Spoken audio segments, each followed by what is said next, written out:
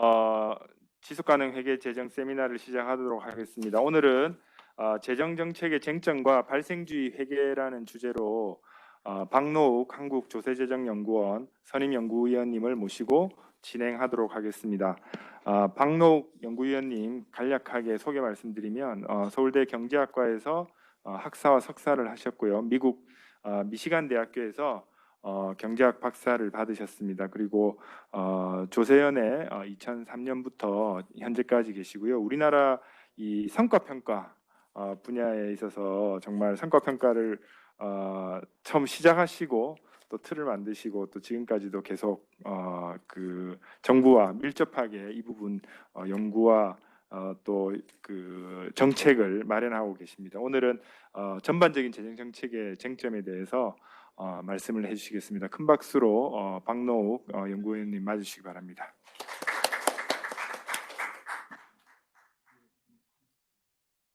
예, 반갑습니다. 예, 지금 PhD 공부하시는 학생 분, 예, 아들도 있고 PhD 학생도 있고 석사. 예. 그럼 다들 오늘 발표를 통해서 뭐 논문의 주제나 앞으로 뭐 공부해야 될 거 이런 걸 발견하신 게 사실은 더 유익하실 것 같기도 하다, 그죠? 그래서 그래서 제가 오늘 그냥 재정 정책에 이제 사실은 재정 정책 자체가 뭐 원래 그렇게 막 핫한 영역은 원래는 아니거든요. 이게 그냥 이제 기본적으로는 이제 안정적으로 이제 정부에 어떻게 보면 정부가 할 수 있는 일을 백업해 주면서 이제 위기가 올 때 대응할 수 있는 여력을 준비해 놓고 이런 어떻게 보면 상당히 좀 어떻게 보면 백업 내지는 패시브한 이제 팔러시 수단으로서 사실은 좀 자리매김도 되어 있고 또 이때까지는 학계에서도 사실은 그렇게 생각을 했고 이제 그리고 사실은 경제 정책의 적극적인 대응은 사실은 통화 정책을 통해서 하고 이런 거였기 때문에 재정 정책이 그렇게 뭐 연구는 하지만 실제 학계에서도 그러니까 미국 같은 이런 여러 가지 정책 재정 정책이라는 것 자체가 이제 마이크로한 이슈들은 사실은 많긴 많죠. 뭐 조세라든지 이런 것들 뭐 마이크로하게 그런 것들은 이제 많이 하는데 어떤 거시적인 재정 정책 자체에 대한 연구가 그렇게 핫하지는 않았습니다. 그런데 이게 이제 그 트렌드가 바뀌게 된 것은 이제 그러니까 글로벌 금융 위기 그러니까 2000년대 후반에 이제 글로벌 금융 위기가 끝나고 난 직후부터 해서 쭉 한 10년형 가면서 이제 재정 정책에 대한 이제 새로운 여러 가지 이제 논쟁들이 많이 벌어지게 됩니다. 학계에서 이제 유럽과 미국 이쪽의 학계에서 많이 벌어지게 되고 또 이제 우리나라에서는 이제 그러니까 과거 한 10년간 동안에는 사실 우리나라는 여전히 이거는 큰 이슈는 아니었는데 이제 현 정부가 들어오면서 사실은 이제 이게 또 새로운 이제 그러니까 외국에서의 학계 논란과 더불어서 이제 이게 우리나라도 이제 전파가 되고 또 이제 정부가 바뀌면서 정부의 기조도 과거에 어떻게 보면 우리나라가 취해왔던 이제 재정 정책의 기조에 대한 이제 근본적인 이제 도전을 하게 되는 이제 그러한 상황이 이제 전개가 많이 보셔서 뭐 에피소드를 많이 보셔서 아실 것 같아요. 뉴스 같은 거 보면은 뭐 국가재정 운용 계획을 이제 세우기 위해서 이제 그 장관들 이제 대통령이 주재하시고 장관 회의가 열렸는데 그 2019년 그러니까 2년 전이니까 2019년이죠, 그죠? 19년에 이제 열렸는데 이제 그때 이제 대통령께서 이제 기재부 장관한테 뭐 국가 부채 40% GDP 대비 40%라고 하는 게 뭐 그렇게 중요하냐? 도대체 무슨 근거로 기재부는 그거 중요하다 생각하고 지키려고 하느냐? 이런 이제 질문을 사실은 상징적으로 했던 이제 그게 이제 상징적인 거고 그 외에도 사실은 코로나 대응하는 과정에 있어서도 수시로 이제 어떻게 보면 그러니까 이때 예산 당국에 일방적으로 이제 재정 정책을 할 수 없는 정치적인 어젠다 이제 다미네이트하는 이제 그러한 이제 상황들이 많이 이제 전개가 사실은 된 것 같습니다. 그래서 그러니까 그러니까 국제적인 이제 어떤 경제 여건 때문에 벌어지는 재정 정책에 대한 이제 어떻게 해야 되냐에 대한 논란도 있고 플러스 이제 우리나라 같은 경우에는 이제 재정 정책의 의사결정 과정 자체가 어떻게 보면 민주화의 당연한 과정일 수도 있는데 이때까지는 이제 행정부가 가진 헌법의 행정부에 그게 있지 않습니까? 그죠? 헌법의 이제 예산 편성은 이제 행정부에 사는 거고 이제 국회는 삭감만 할 수 있고 이제 정액을 하려고 그러면 행정부의 동의를 얻어야 된다. 승인이 그러니까 동의가 필요하다. 이런 이제 그게 사실은 이제 어떻게 보면 우리나라에 있어서 의사결정 그러니까 정치 과정에서 그러니까 예산에 관한 의사결정 구조를 이제 제약시켜 놓는 이제 그러한 구도로 작동을 했거든요. 그래서 어떻게 보면 이제 기획재정부라고 하는 예산 당국이라고 하는 조직이 이제 재정 정책의 기조도 상당히 자율성을 가지고 세팅하고 그 다음에 이제 일종의 독립적인 재정 기구 역할도 하는 거죠, 사실은. 그래서 재정에 대한 세팅하기 위해서는 자체적으로 어떤 재정의 지속 가능성이나 재정 상태에 대한 진단도 해야 되기 때문에 그거에 전망도 해야 되고 이제 그런 것까지 다 이제 어떻게 보면 이 재정 당국이 이제 예산 당국이 이제 하는 걸로 그래서 그거에 대한 이제 퀘스천은 사실 크게 없는 상태로 왔다고 보시면 되겠습니다. 그런데 이제는 그게 이제 뭐 헌법이 바뀐 건 아니지만은 실질적으로 이제 그런 이제 의사결정 구조 자체가 사실은 이미 뭐 현 정부 이전부터도 점진적으로 이제 약화되어 왔는데 이제 현 정부 와서는 아주 명시적으로 거의 이제 이제 재정 당국이 자율성이나 어떤 뭐 독립성이라면 독립성 어떤 그런 형태의 이제 그런 파워라고 할까 어젠다 세팅을 하는 이제 그 실질적인 권한이 이제 사실은 아주 약해졌다.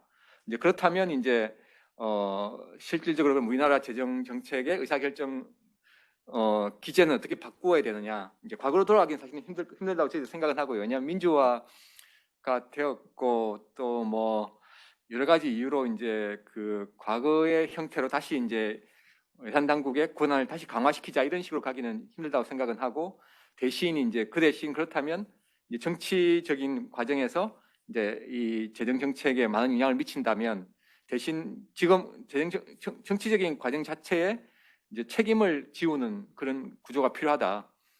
그래서 그리고 이제 플러스 이제 이 재정 정책에 대한 객관적인 정보는 정치적인 과정과 독립시켜서 테크노크래틱하게 만들어내야 된다. 그래서 그건 국민들한테 알려야 된다. 사실 이런 어젠다가 이제 사실은 있습니다. 그래서 이제 그런 문제 인식을 가지고 제가 오늘 좀 이것저것 그 말씀을 드리겠습니다.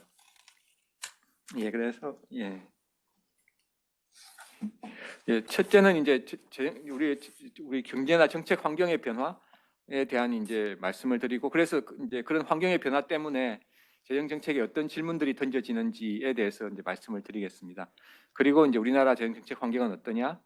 그리고 이제 지금의 이제 우리의 어떻게 보면 재정 정책의 여건이라고 하는 것은 좀 과도기라고 이제 판단이 되는 것 같습니다. 이제 과거의 의사결정 체제라든지 과거의 기조는 상당히 이제 무너졌다고 볼 수도 있고 어쨌든 간에 과거의 기조는 유지되지 못하고 있고 그렇지만 이제 앞으로 그러면 어떻게 그러면 가야 되는지에 대한 것도 분명하지는 않고 하는 그런 이제 과도기에 있기 때문에 이제 제 개인적인 경험도 그렇고 뭐 볼 때 이제 네덜란드와 스웨덴이 사실은 우리가 상당히 벤치마킹할 수 있는 나라다.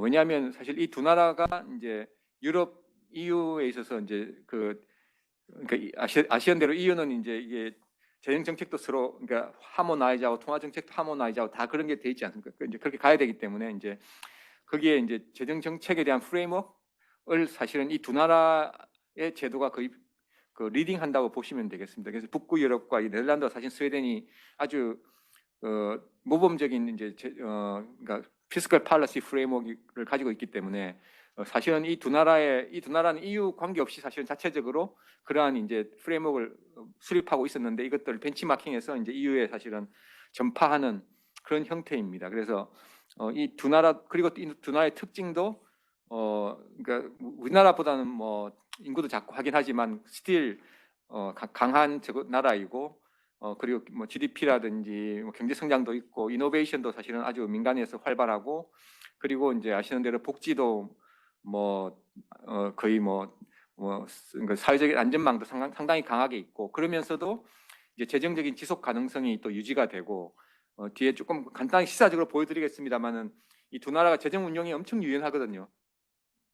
그래서 아마 우리 지속 가능 우리 재정 회계 재정 센터에 다 그쪽 연구를 하시는지는 모르겠는데 그쪽 주제에 맞게 연구를 하시는지 모르겠는데 이제 그쪽 사실은 주제하고 상당히 관계가 있는 나라 이 두 나라라고 생각을 합니다. 그러니까 사회 수요에 맞추어서 필요할 때는 재정을 적극적으로 쓰고 또 사회적인 안전망도 제공하지만 이제 또 그 지속 가능성을 유지하기 위해서는 이게 상황의 변화에 따라서 적극적으로 재정이 유연하게 변하는 이제 그러한 구조를 가지고 있습니다. 그런데 이게 대부분의 나라에서는 이게 쉽지 않은 과제인 걸 아실 겁니다. 이게 재정 정책이라는 게 정치적인 과정이 상당히 개입되다 보니까 이제 재정이 한번 늘어나면 잘 줄지 않는 그게 사실은 티피컬한 케이스이고 그러다 보니까 이제 대부분 다 위기로 치닫게 되는 지금은 괜찮은 것 같지만 이제 이게 이제 트렌드가 세팅이 그렇게 되면 바뀌지 않는 거죠. 쭉 가서 위기에 부딪히면 그때 가서야 이제 개혁이 일어나고 이제 아주 그 페인풀한 이제 고통을 겪는 그런 과정을 겪게 되는데 뭐 이 두 나라도 사실은 그런 과정을 겪었습니다. 그래서 현재 틀이 만들어진 건데 이제 그 이후에는 사실은 상당히 이제 엄청 유연한 걸 하고 있습니다. 그래서 이 두 나라의 특징은 도대체 뭐냐 이제 이런 것들 좀 말씀을 드리고 이제 우리나라에 비추어 볼 때 우리나라가 이제 좀 맞추어서 바꿔야 될 게 무엇일까 이제 그렇게 이야기 드리면서 이제 오늘 이야기를 공유하고자 합니다. 원래는 이제 발생주의 회계 쪽 이야기를 좀 넣으려고 했었는데 사실 조금 작업을 했었는데 시간이 쫓기다 보니 완성도가 떨어져서 담지는 못했습니다. 그래서 제목은 이제 발생주의 회계가 뒤에 붙어 있는데 그 부분을 뭐 하다가 좀 필요한 거 있으면 간단히 코멘트 넣을 수 드릴 것 같은데요. 근데 그 자체를 본격적으로 오늘 이야기는 좀 못 드릴 것 같습니다. 시간도 1시간이라서 예, 사실 이 내용을 제가 그러니까 원래는 아까 이제 우리 김 교수님도 이제 말씀해 주셨지만 제가 원래는 이 재정 성과 평가 이쪽하고 이쪽을 주로 일이 워낙 많아가지고 사실은 딴 분야는 관심은 있었지만 신경을 못 쓰고 있었는데 이제 이 분야가 워낙 이제 이슈가 되어서 또 해픈 투비 이제 작년 재작년 이제 제가 저희 연구원에서 또 이제 또 거시하시는 분들이 많이 빠지고 이제 그러면서 이제 누군가는 이 분야에 대해서 이야기를 해야 되는 상황이 많이 좀 벌어져서 제가 저희 기본 연구도 좀 하고 대신 그리고 이제 좀 공부를 해서 개인적으로 이제 좀 이 주제를 가지고 사실 여기저기서 많이 이야기를 하긴 했습니다. 그래서 이게 상당히 그래서 일단 한번 들어보시면은 이런 것들이 있구나는 하는 데는 도움이 될 것 같습니다. 첫 번째는 이제 왜 재정 정책이 지금 갑자기 핫해졌느냐, 특히 글로벌 금융위기 이후에 이제 그거는 이제 경제 상황의 변화가 제일 이제 큰 요인 중에 하나입니다. 그래서 특히 이제 그 글로벌 금융위기 이후에 이제 저금리 추세가 지속이 되었거든요.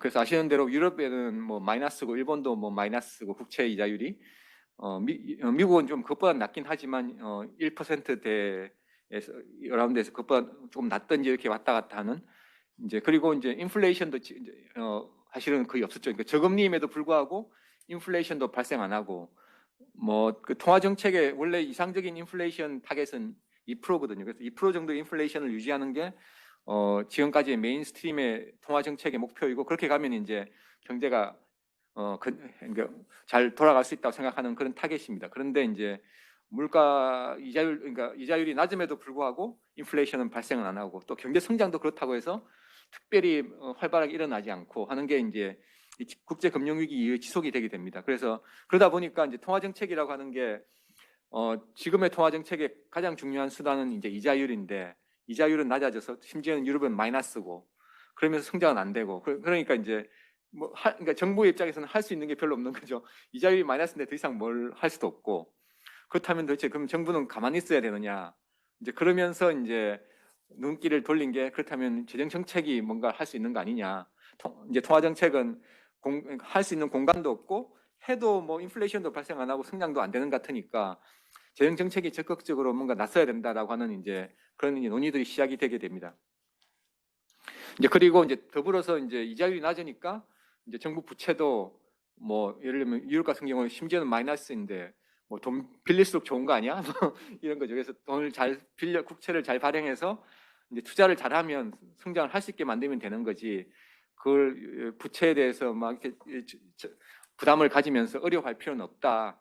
그래서 적극적으로 재정 정책을 하자라고 하는 논의들이 이제 이루어지게 됩니다. 그래서 이게 이제 원래는 아시는 대로 현대 뭐 통화 이론이라고 해서 모던 뭐 마니터리 시어리에서 좀 익스트림한 쪽의 주장이 원래는 있었던 거죠. 근데 이게 이제 좀 국제 금융 위기에 달라졌던 거는 이제 메인스트림에도 이 주장이 들어왔다.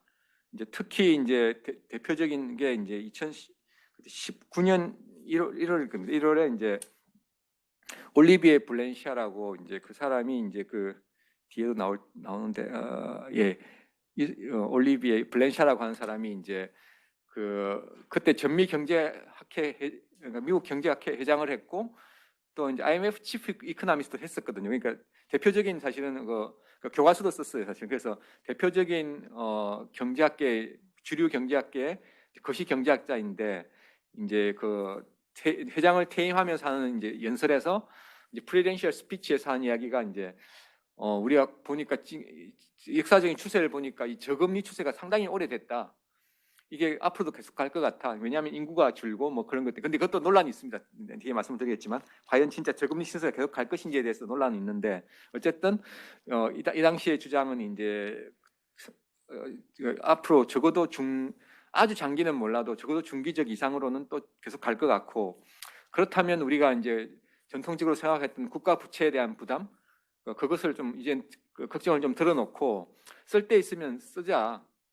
굳이 안 쓸 필요는 없다. 그래서 이제 왜냐하면 이제 유럽이나 이제 미국 같은 나라들은 아시는데 올드 이제 이코노미이기 때문에 이제 인프라에 대한 그러니까 특히 SOC 계통의 인프라에 대한 투자 수요가 상당히 있거든요. 다 노후화되었기 때문에 그것도 있고 이제 그 인적 자원에 대한 투자 이제 그런 것도 우리나라는 워낙 사기업도 많이 들어가지만 이 나라들은 이제 그 격차도 크고 이제 그 인적 자본 그러니까 교육에 대한 투자의 격차도 크고 이제 그런 요인들이 있기 때문에 그러니까 사회적으로 투자할 영역도 있고 이제 물적 인프라에 투자할 영역도 확실히 있으니까 그러니까 why not 왜 우리가 더 투자하지 않냐 적극적으로 생각을 좀 바꿔보자라고 하는 이제 문제 제기를 한 겁니다. 그래서 자기도 뭐 이제 꼭 돈을 뭐 더 쓰자 이런 것보다는 이제 한번 생각은 다시 해볼 필요가 있지 않냐고 이제 문제 제기를 한다라고 하면서 이제 이야기를 꺼내는 그 스피치를 하게 되고 간단한 이제 이론적인 모델도 이제 제시하게 됩니다. 이제 그러면서 이제 이게 이제 주류 경제학계에 이제 상당한 이제 이제 논쟁이 벌어지게 되고요. 근데 아이러니한 거는 이제 이게 미국 컨텍스트에서 이야기를 했는데 그러니까 유럽도 좀 언급하긴 하는데 미국 같은 경우는 아시는 대로 뭐 이게 재정 정책이 기축통화국의 이제 어떻게 보면 거꾸로 된 위험인데 뭐 아무리 적자가 많아도 사주니까 지금도 이제 지금 최근에는 이제 최근 며칠간 한 일주일간 지금 최근에는 이제 미국 10년 국채가 올라가기 시작했거든요, 이자율이. 그런데 그 전에는 뭐 계속 그러니까 그러니까 시장에서 일본하고 중국이 계속 그러니까 미국 채권을 사줬다 그러더라고요. 그러니까 계속 그렇게 찍어냄에도 불구하고 계속 사니까 이제 뭐 그게 이제 적어도 정치적으로만 합의가 되면 지금 아시는 대로 뭐 데스실링 지금 올리자 그러는데 합의가 안 되지 민주당 안하고 지금 해서 지금 약간 지금 현재 위기 또 미국에서는 진행 중입니다만은 이제 그러다 보니까 이제 사실은 미국이 제대로 그러니까 모범적인 재정 정책을 하고 있는 국가라고 보기는 힘든 재정 관리를 한다라고 하는 국가는 보기는 힘듦에도 불구하고 이제 이런 주장을 미국 컨텍스트에서 제기가 되니까 사실은 이제 이거에 대한 또 논란이 많이 발생했습니다. 그래서 말씀을 좀 드리겠습니다. 이 이후에는 또 어떤 논의가 있었는지. 그래서 어쨌든 이런 이제 주류 경제학계에서도 이제 다시 생각해야 되는 거 아니냐라고 하면서 이제 그러면서 재정 정책을 이제는 주된 경제 정책 수단으로 가자. 통화 정책은 이제 더 이상 작동 안 하니까 이 현 여건에서는 안 되니까 이 현 여건을 타파하기 위해서는 재정 정책밖에 없다. 이제 이런 주장들이 제기가 되게 됩니다. 이제 그러면서 이제 그래서 지금 그 논의는 이제 저금리, 저물가, 저성장이라고 특징 지어지는 경제 상황 때문에 비롯된 이제 문제 제기라면 이제 두 번째는 그렇다면 오케이 그렇다면 재정 정책을 주된 경제 정책으로 쓰자라고 하는데 과연 그러면 재정 정책이 그럴 수 있는 수단인가?라고 하는 또 질문이 있을 수 있는 거잖아요, 사실은 그죠? 그러니까 뭐 통화 정책이 안 된다고 재정 정책 해 이렇게 하는 건 작동이 안 되기 때문에 그래서 사실은 이제 여기에 대해서 문제 제기를 또 특히 케네스 로코프라고 하는 이제 밑에 사람인 이 사람도 이제 IMF 치프 이코노미스트를 했고 그 다음에 이제 주류 경제학자인데 이 사람은 좀 더 이제 매크로보다는 실제 이제 퍼블릭 파이낸스 쪽에 더 이제 오래된 이제 경험이 있는 그런 이제 전문가라고 보시면 되겠습니다. 그래서 이 학자를 비롯해서 이제 이쪽에 제기하는 부분은 그럼 재정 정책이 통화 정책하고 같은 방식으로 작동할 수 있느냐? 그거 아니다. 그러니까 꿈 깨라. 그러니까 말도 안 되는 소리 하지 말고 그것보다는 이제 로코프 같은 사람은 이제 차라리 그냥 아예 그 디지털 커런시로 옮기면서 이자율을 마이너스로 그냥 확 가도 괜찮은 만들어 버리고 이제 통화 정책을 할 수 있는 공간을 만들어내는 방향으로 이제 그러니까 이 그러니까 통화 정책의 구조를 바꾸어야지 이 재정 정책을 대타로 넣자라고 하는 것은 말이 안 된다. 왜냐하면 재정 정책 자체가 그렇게 유연하게 통화 정책까지 작동할 수 있는 기제가 아니다라고 하는 이제 문제 제기를 하게 됩니다. 그래서 실제로 이제 이 로코프하고 이제 아까 말씀드린 블렌샤하고 이제 IMF 현재 이제 치프 이코노미스트이신 지타 이제 고피나스하고 이 사람이 사회를 보면서 두 사람이 이제 이제 대담회를 실제로 하긴 하거든요. 그래서 두 사람 입장이 다르니까 그래서 그거 아마 찾아보시면 저도 봤는데 이제 유튜브에 올라와 있습니다. 그래서 보면은 이제 그 좀 합의는 안 됩니다. 그래서 계속 이제 이게 이제 특징인데 블렌시아 같은 경우에는 그냥 사실 매크로 금융 쪽을 하는 분이다 보니까 이런 어떤 재정 정책이 실제 작동하는 메커니즘, 현실에서는 도대체 왜 재정 정책이 어려운지에 대한 그 부분에 대한 이제를 중요하게 생각하지 않는 거죠. 그것보다는 거시적인 여건, 이자율이 낮고 앞으로 낮을 것 같으니까 정책을 적극적으로 해도 재정 위험이 크게 발생하지 않을 거다. 그러면은 재정 정책이 하면 되는 거지 왜 안 한다고 그러느냐. 사실 이런 이제 좀 단순한 논리라면 이제 로코프 같은 경우에는 그렇다고 하더라도 재정 정책은 통화 정책과 완전히 다르고 재정 정책이 경제 정책 수단으로 작동할 수가 없다라고 하는 어떤 한계를 갖다가 이제 강조하는 거죠. 그래서 재정 정책은 재정 정책이 원래 할 수 있는 기능에 맞게 있어야지 그걸 갖다가 할 수 없는 데다가 쓰려고 하면 안 된다라고 하는 이제 문제 제기를 하게 됩니다. 그래서 재정 정책이 왜 어려우냐 하면은 첫 번째 비교 생각을 해보시면 통화 정책은 사실은 아주 간단합니다. 그죠? 그러니까 일단 통화 정책은 가버넌스 구조가 재정 정책하고 틀리고요. 그래서 뭐 그것도 이제 지금 그러니까 통화 정책의 독립성이 그래도 컨센서스가 있긴 있지 않습니까? 통화 정책은 독립적으로 하는 거다. 그게 정치적으로 하면 안 된다라고 하는 사실 합의가 이미 형성이 되었거든요. 근데 그게 생각보다 오래되지는 않았더라고요. 90년대 초반 그때 이제 글로벌하게도 사실은 중앙은행의 독립성 이제 그런 것들이 확보가 되고 이제 그러면서 사실 인플레이션이 잡히게 됩니다. 그래서 왜 인플레이션이 발생 안 하냐는 논의도 사실은 상당히 많은데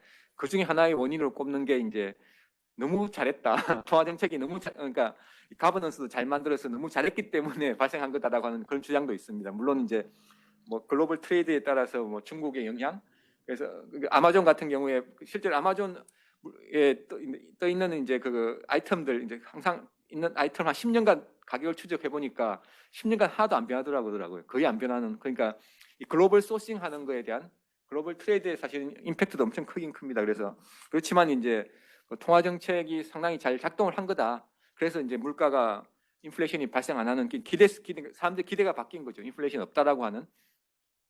어쨌든 이제 그렇고 이제 가버넌스도 독립적이고 동시에 이제 통화 정책이라는 걸 생각을 해보시면은 사실은 이자율 하나 건드리는 거거든요. 이자율 하나 딱 건드리면 이제 그거에 경제 주체들이 다 대응을 하는 거지. 뭐 통화 정책 주체가 뭐 딴 걸 복잡하게 고민해서 뭘 하는 게 아니거든요. 예, 그렇기 때문에 이제 그냥 이자율 딱 건드리면 끝나는 거기 때문에 그 시차도 없고 의사결정도 간단하고 실제 그 이후의 액션들은 사실은 각 경제 주체들이 알아서 하는 그런 구조임에 비해서 이제 재정 정책은 완전히 반대인 거죠, 사실은.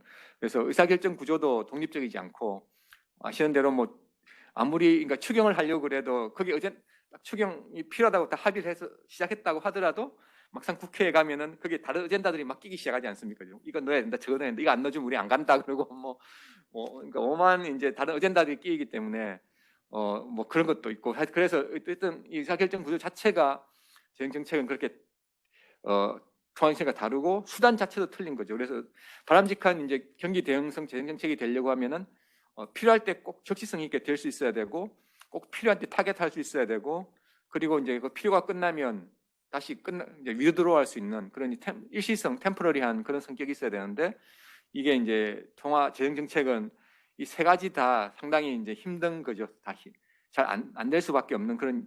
그래서 실제로 이제 저희들이 마지막에 말씀드린 것도 이제 이 재정 정책이 지금과 다르게 적극적으로 역할을 하려고 하면은 사실은 이 가버넌스 구조부터 시작해서 상당히 바뀌어야 될 부분이 많다. 혁신이 필요하다.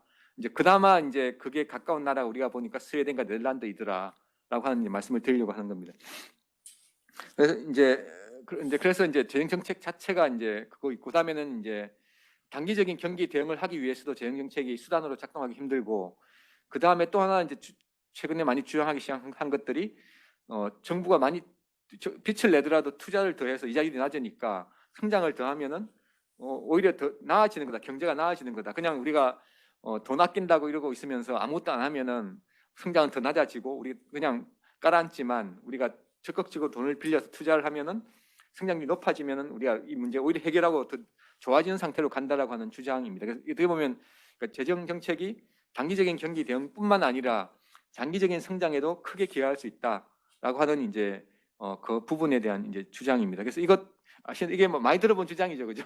이게 특히 현 정부에서 이제 사실은 많이 제기가 된 주장입니다. 그래서 기재부 이게 뭐 기재부의 나라냐, 기재부는 왜 이러고 있냐, 뭐 너 기득권 지키려고 이러고 있는 거 아니냐. 그러니까 왜냐하면 통제를 해야 기재부가 파워가 있으니까 그거 하려고 하는 거 아니냐.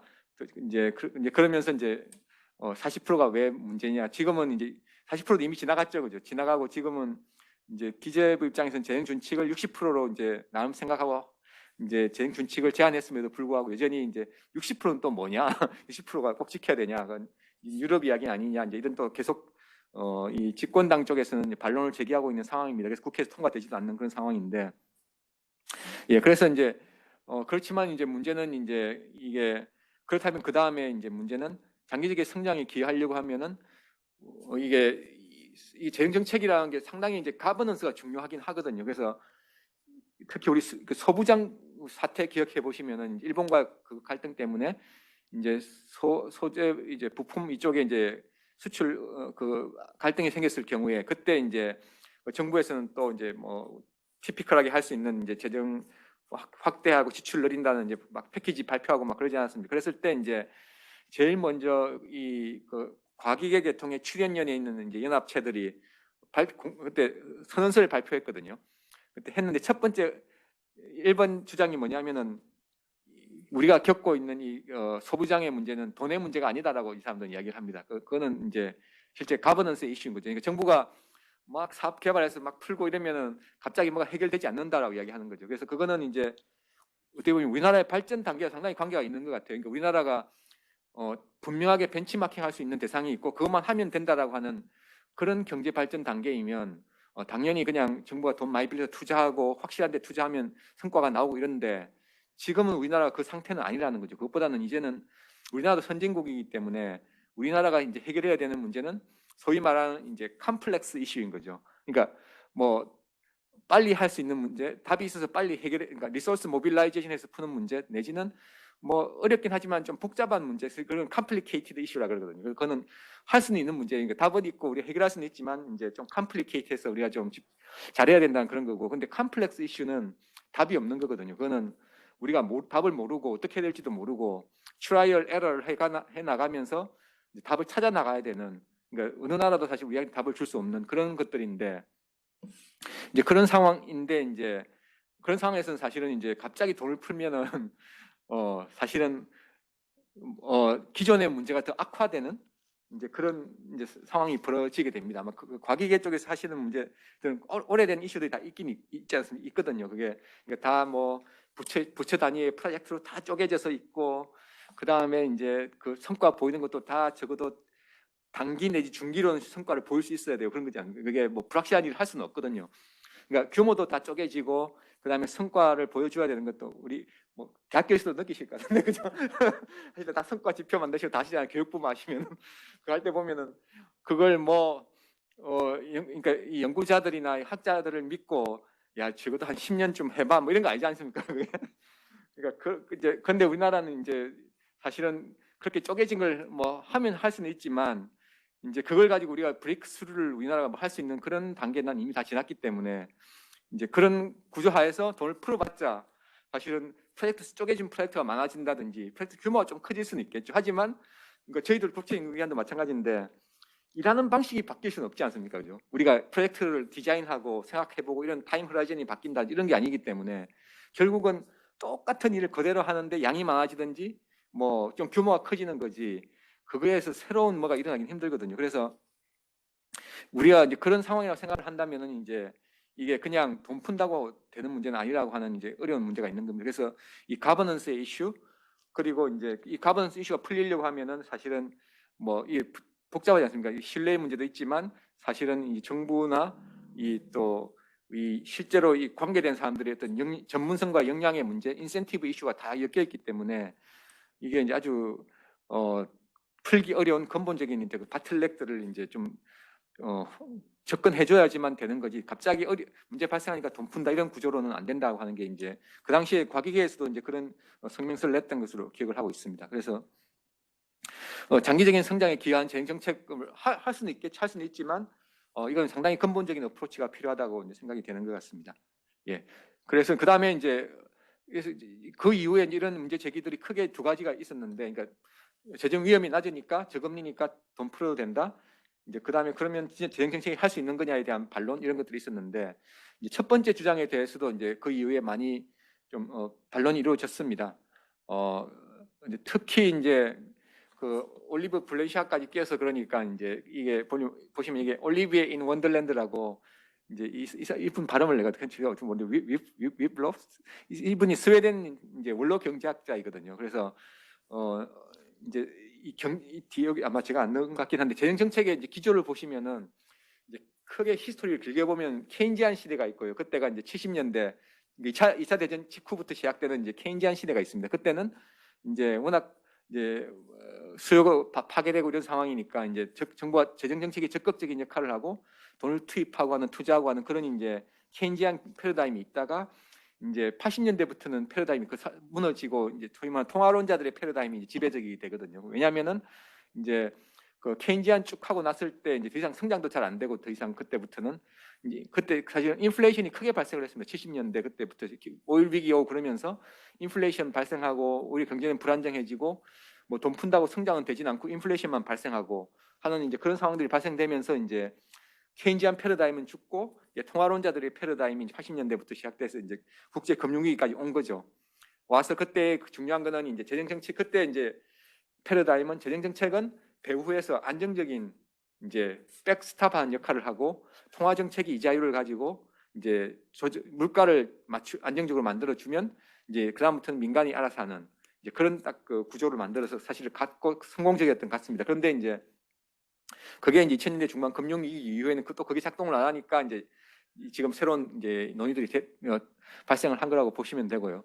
이제 그런데 이제 이 네덜란드와 스웨덴 같은 경우도 보면은 그 케인지안 패러다임을 가지고 특히 스웨덴 같은 경우에는 아주 적극적인 재정 정책을 했던 기간이 있습니다. 그러다가 이제 그 90년대 초 중반에 이제 큰 위기를 겪게 되거든요. 그때 이제 그 이후에 이제 현재 패러다임이 그 재정 정책의 패러다임이 만들어진 건데 그때 이제 기획했던 분이 이제 이분이라고 이제 이야기가 되고 있습니다. 그래서 이분이 이제 대표적으로 이야기하는 거는 야, 올리비에가 너는 원더랜드에 사냐 그러면서 이제 물론 올리비에가 이 사람이 이 글에도 자기 코멘트도 다 했는데 그 케인지안 그 패러다임을 다시 살리려고 하면 안 된다.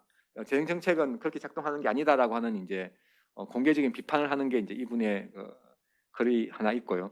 그리고 그 이후에 이제 논란 중에 하나는 그렇다면 현재 저금리 기조가 지속되는 건 오케이다. 오케이 인정하는데 그렇다면 이제 현재 저금리라고 해서 그러면 우리는 재정 위험을 잊어버리고 그냥 해도 괜찮은 거냐라고에 대해서 이제 실증적으로 한번 그 IMF 두 사람이 한 55개국 200년간 데이터를 가지고 한번 쭉 봤습니다. 봤는데 보면은 이제 그 경제 위기나 이제 재정 위기가 오기 직전에는 다 저금리다라고 하는 이제 그런 어떻게 보면 상당히 당연한 이야기이긴 합니다. 저금리가 추세가 지속되는 중에 위기가 발생하지 고금리에서 위기가 발생하지는 않거든요. 그 이유는 이제 아시는 대로 뭐 저금리니까 이제 위험에 대한 걸 잊어버리게 되는 거죠. 사람들이 잊어버리게 되고 이제 그러면서 그때부터 사기도 많이 발생하고 뭐 비트코인 아시겠지만 비트코인 비슷한 거 엄청 많이 만들어지면 다 돈 들어가고 막 이제 그런 역사적으로 보면 이제 항상 위기는 저금리에서 온다라고 하는 그리고 이제 위기 오기 직전 한 2, 3개월 전까지도 사실은 거의 예측을 아무도 모르고 있었다라고 하는 게 대부분의 이제 그러니까 자기들이 본 에피소드에 보면 다 그렇다라고 이야기를 합니다. 그러면서 이제 현재 저금리라고 하더라도 이 논문의 제목도 그러니까 저금리니까 우리가 우리 can we sleep soundly 이런 거 잊어버리고 그냥 잘 잘 수 있느냐 그런 건데 그렇진 않다.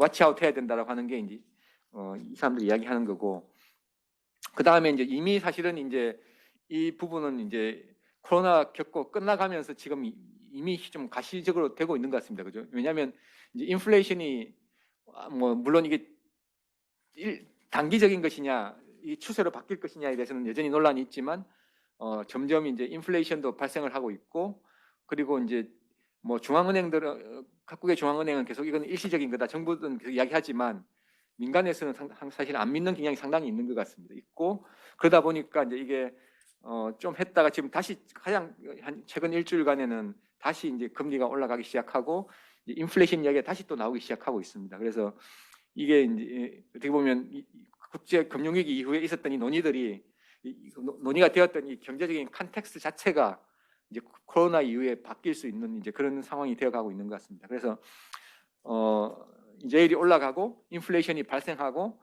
이제 그러면 이제 이때까지 이런 논의들이 사실은 또 언제 했냐 또 이렇게 아마 지나갈 수 있는 이제 그런 상황일 수도 있는 것 같습니다. 그리고 이제 특히 중요한 것은 이제 이게 부채 규모가 커져 있을 경우에 그때 이제 상당히 국가가 상당히 벌너너블하다는 겁니다. 그래서 우리 생각하지 못했던 금융위기나 여러 가지 어떤 위기 때문에 뭔가 밖에서 위기가 발생하면 거기에 바로 영향을 받게 된다는 것. 반면에 이제 우리가 상당히 안정적인 그 재정을 가지고 있으면 그 위기에 영향을 적게 받는 게 이제 그렇게 되는 거죠. 그래서 대표적인 게 이제 우리 글로벌 금융 위기 때도 사실은 그랬던 것 같습니다. 그래서 그때 이제 스웨덴 같은 경우에는 거의 영향을 안 받았거든요.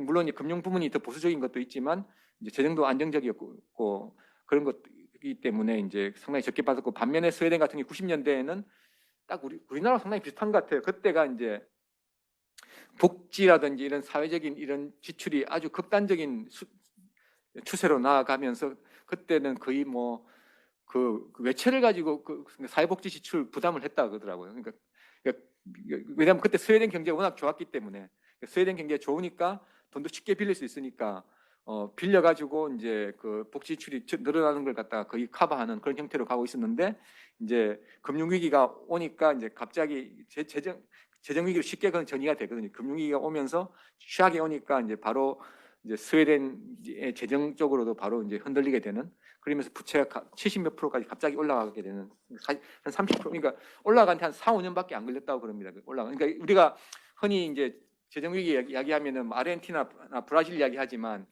실제로는 이거는 꼭 뭐 그런 나라들의 문제는 위기가 왔으면도 그걸 계속 반복한다는 게 이제 문제이고 유럽 국가들 같은 경우에 복지국가 많이 잘한 나라들도 대부분은 이제 그 자체적인 메커니즘으로 교정이 안 되고 위기가 온 이후에 대책이 세워지게 됩니다. 그래서 그 부분을 사실 저희들이 좀 많이 우려를 하는 거고요. 그래서 우리나라도 이렇게 막 늘어나고 이런 건 좋은데 뭐 필요 있으면 하긴 하는데 문제는 사전적으로 우리가 위험 관리할 수 있는 시스템이 만들어지면서 가야 되는데 안 가고 그냥 치닫다가 이제 위기가 오면 어떻게 될까? 그럼 우리나라는 유럽 국가와 같은 형태로 그러니까 소위 말 리질리언트하다 그러죠, 그죠?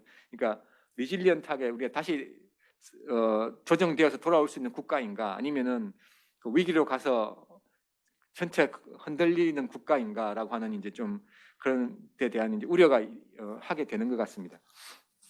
예, 그래서 이제 그 현재 이자율이 낮다고 하더라도 이 추세라고 하는 것은 언제든지 바뀔 수 있다라고 하는 이제 주장이 있고요. 특히 그리고 부채가 사실 이게 이제 그 이유 가장 큰 이유 중에 하나는 이 부채 누적 때문에 그렇습니다. 이게 그러니까 현재 부채 여기 보시면은 그 부채를 보시면은 이제 이게 이게 2차 대전 직후에 역대 그 이후에 역대급입니다. 2차 대전 지금은 거의 2차 대전 이후에 이제 부채가 당연히 급격히 증가했는데 그때와 지금 같은 수준이었다가 지금 그걸 지금 이미 코로나 겪으면서 넘어가고 있는 걸로 지금 파악이 되고 있거든요. 그런데 과거에 이제 그 글로벌하게 뎃 웨이브를 보면은 그 부채 파도를 보면 3번 있었고 이번이 4번째라고 이야기하는데 그 3번째가 다 경제 위기로 이제 귀결이 되었습니다. 그래서 이번은 과연 어떨까? 물론 이제 그때보다는 과거의 교훈들이 있기 때문에 국제 기구도 그렇고 이제 특히 이제 가장 크게 위기가 오는 쪽은 이머징하고 디벨로핑 이쪽이기 때문에 이제 그쪽에 대해서 국제 기구들이 이제 적극적으로 대응을 하려고 이제 뭐 이미 하고 있긴 합니다만은 이제 그게 이제 두려움은 있는 거죠. 그리고 이제 아시는 대로 이제 이게 부채가 글로벌하게 쌓여 있을 경우에 이제 하나의 어떤 인시던트가 터지면 그 파급 효과가 어떻게 갈지가 이제 알 수가 없는 거거든요. 그래서 지금 최근에 이제 중국의 흥다 그룹이죠. 영어로는 에버글랜드 뭐 그렇습니다. 흥다 그룹인 경우에 이제 중국 내 부채가 뭐 다수이긴 하다 그러지만 이제 그런 식으로 이제 어떤 국가의 어떤 큰 어떤 기업이나 어떤 큰 금융기관에서의 어떤 하나 인시던트가 터지면은 그게 요새는 다 국제적으로 연결되어 있기 때문에 그 파급 효과에 따라서 이제 이 위험이 이제 정폭이 될 텐데 이게 그 대표적인 이제 프락시가 사실은 글로벌리 깔려 있는 이 부채 이 규모가 크다는 게 이제 상당히 위험도가 있다고 보는 것 같습니다. 그래서 실제로 이제 최근에 보면은 이제 코로나 이후에 지금 보면 인플레이션이 이제 증가하고 있고 채무도 증가하고 있는 걸 보실 수가 있고요. 그래서 보시면은 그래서 보시면은 이제 그 파란 게 이제 글로벌 금융 위기 때고 이제 빨간 게 이제 우리 코비드 지금인데 그 파란 걸 보시면은 이제 그때 글로벌 금융 위기가 왔을 때는 전 세계적으로 그렇고 A가 어드밴스드 이코노미고 EM이 아마 이머징이고 LIDC가 아마 레스 디벨롭먼트 컨트리인 것 같은데 보시면은 그 글로벌리도 그렇고 이제 이머징 이코노미까지도 그 글로벌 위기가 왔을 때는 다 그때 그 아웃풋이 다 떨어지는 GDP가 떨어지는 충격을 겪게 됩니다. 근데 반면에 이제 코로나 같은 경우에는 어떻게 보면 상당히 이제 성격도 틀리고 그다음에 각 정부들이 엄청 적극적으로 이제 과거에 교훈이 상당히 이제 컨센서스가 되긴 됐거든요. 옛날에는 그 대공황 겪고 그리고 이 글로벌 금융이 겪고 그러면서 이제 상당한 컨센서스가 바뀐 것은 무리하더라도 위기가 오면 적극적으로 돈도 풀고 대응해야 된다. 그게 훨씬 낫다. 우리 조심하다가 이 위기가 지속되는 것보다 낫다라고 하는 게 사실은 상당한 컨센서스가 이제 바뀐 정책적인 컨센서스가 바뀐 게 있습니다. 그러다 보니까 훨씬 적극적으로 대응한 측면도 있어서 코비드 때는 보시면은 국제적으로는 뭐 아웃풋 로스가 2%밖에 안 되고 그다음에 이제 우리 선진국 같은 경우에는 오히려 돈을 너무 많이 풀어가지고 오히려 로스는 사실은 거의 없는 상태. 특히 뭐 미국 같은 경우에는 돈 엄청 많이 풀었거든요. 그러니까 실업급여 받는 게 최저임금 받고 일하는 것보다 더 나은 형태로 지원이 이루어졌기 때문에 그러다 보니까 이제 사실 경제적으로 어드밴스드 이코노미는 큰 충격은 없는 뭐 섹터별로 물론 이제 충격이 있긴 있지만 전체적으로 보면 큰 충격은 없는 그런 형태이고 반면에 이제 이머징 이코노미나 이제 레스 디벨롭트 이쪽은 이제 아무래도 그 재정 여력도 없고 그러다 보니까 이제 충격이 있는 그런 형태라고 보시면 되겠습니다. 그리고 이제 물가도 보시면은 이제 지금 이제 다 보시면 올라가고 있는 형태. 이제 최근에 21년 들어오면서 올라가고 있고, 그다음에 이제 그 공공 부채도 급격히 증가하는. 그래서 보시면 2차 대전 40년 표 있죠. 2차 대전 때보다도 지금이 더 높은 형태의 이제 부채 누적이 이루어졌다.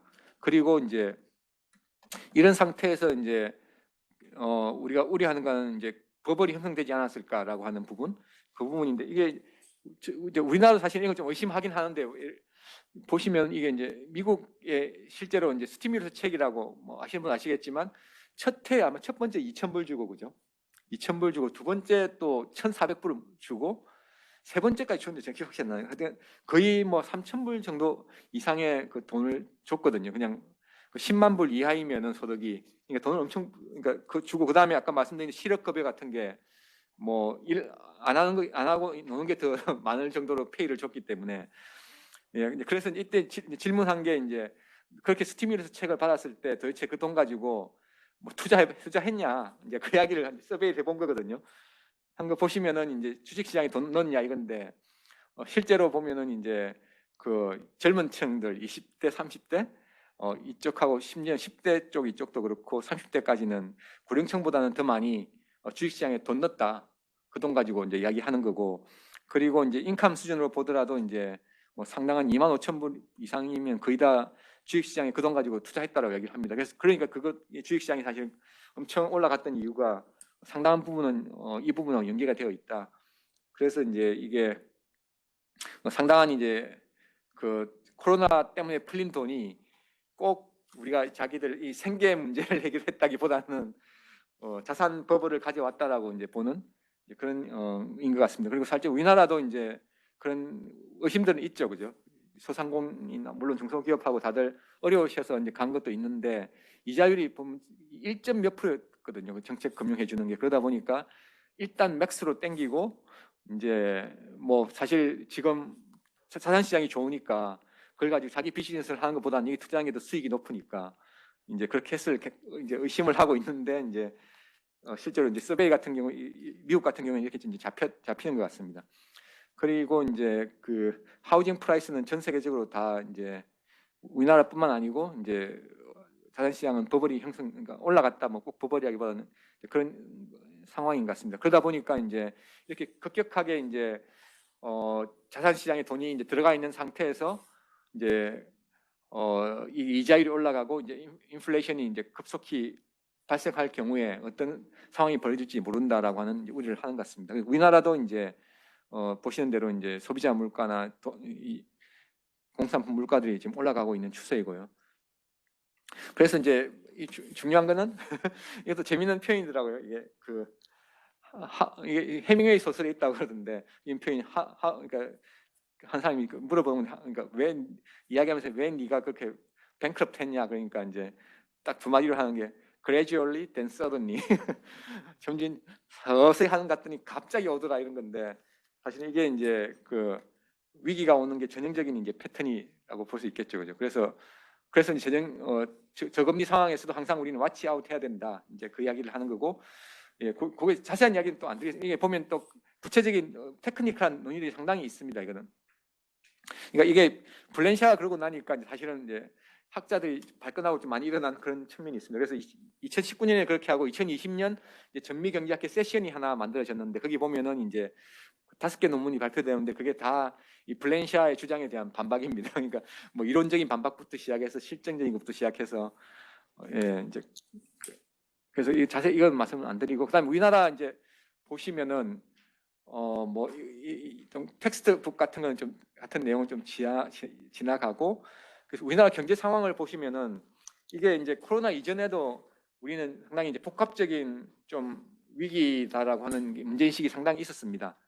그래서 뭐 단기적인 경기 하강도 있지만 성장률 자체가 추세가 저하하는 그래서 이 부분은 이제 인구 감소라든지 이런 부분도 있고 그러니까 인구에 대한 구조적인 요인도 있고 왜냐하면 인구라고 하는 게 투입 자체에 연결되기 때문에 플러스 이제 우리나라 경제 발전 단계에 따른 이제 전환이 필요한 부분에 대한 한계 이 두 가지가 다 있었던 것 같습니다. 플러스 이제 이거 플러스 그러면서 이제 그 복지에 우리가 사회적인 안전망을 강화해야 되는 수요는 급증하고 있는 이 상황 이것들이 이제 그러면서 이거에 대한 이제 구체적인 우리가 어떻게 국가 체제가 재정이나 국가 체제나 어떻게 바뀌어야 될지에 대한 그거에 대한 이제 틀이 바뀌지 않은 그런 상황 이런 것들이 사실 코로나 이전에 이미 있었던 거죠. 그리고 이제 우리 트레이드를 먹고 중요한데 우리는 이 트레이드가 보시면 50년대부터 해서 이게 국제 무역이 엄청 이제 급증하게 되는데 이게 이때 우리나라 가장 혜택을 본 나라이거든요, 사실은 여기에서.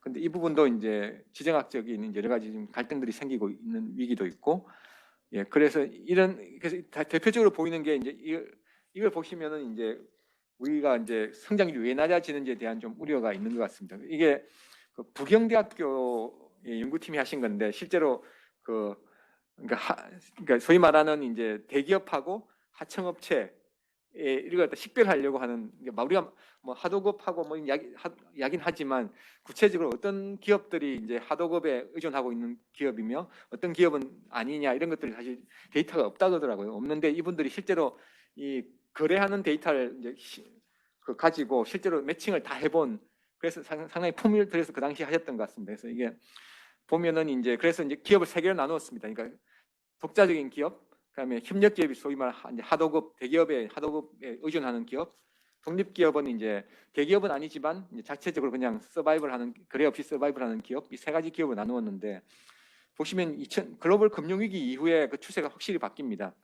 그래서 이제 매출액 성장률도 다 떨어지고 세 유형 다 그 중에서 더 우려스러운 거는 선도 기업들, 대기업이 더 많이 떨어지고 있다는 게 이제 우려하는 부분이었고요.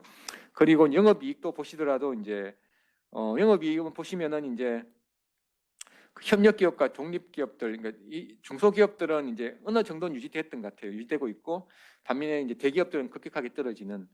예, 그래서 이 그래프를 보고 이제 좀 시사하는 바는 물론 이제 대기업이 하청업체에 대해서 이제 뭐 잘 된다고 해서 대박을 주진 않지만 물론 나쁜 짓도 하고 하긴 하지만 이 관계가 유지된다고 있었던 건 사실은 적어도 생존하는 수준으로는 유지해 준다는 거거든요. 그래서 여기 보여주는 바도 이제 대기업이 일방적으로 이 하청업체를 착취한다기보다는 적어도 이제 일정 수준의 영업이익은 어려운 상황에서도 해주고 있다.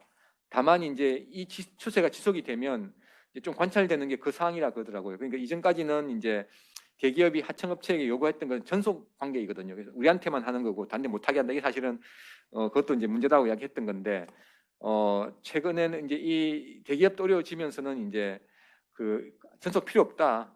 그 전속 안 해야 된다. 우리가 그 이상 그런 책임 안 지겠다라고 하는 이제 그런 현상도 나타나고 있다고 그럽니다. 그게 이제 꼭 좋아서 그런 건 아닌 이제 그런 부분도 있는 것 같습니다. 그래서 이 보여주는 바는 어쨌든 대기업의 이제 경쟁력이 떨어지고 있다는 부분이 이제 좀 저성장 추세에 대해서 우리 새로운 동력이 필요하다라고 하는 걸 보여주는 부분이었고요.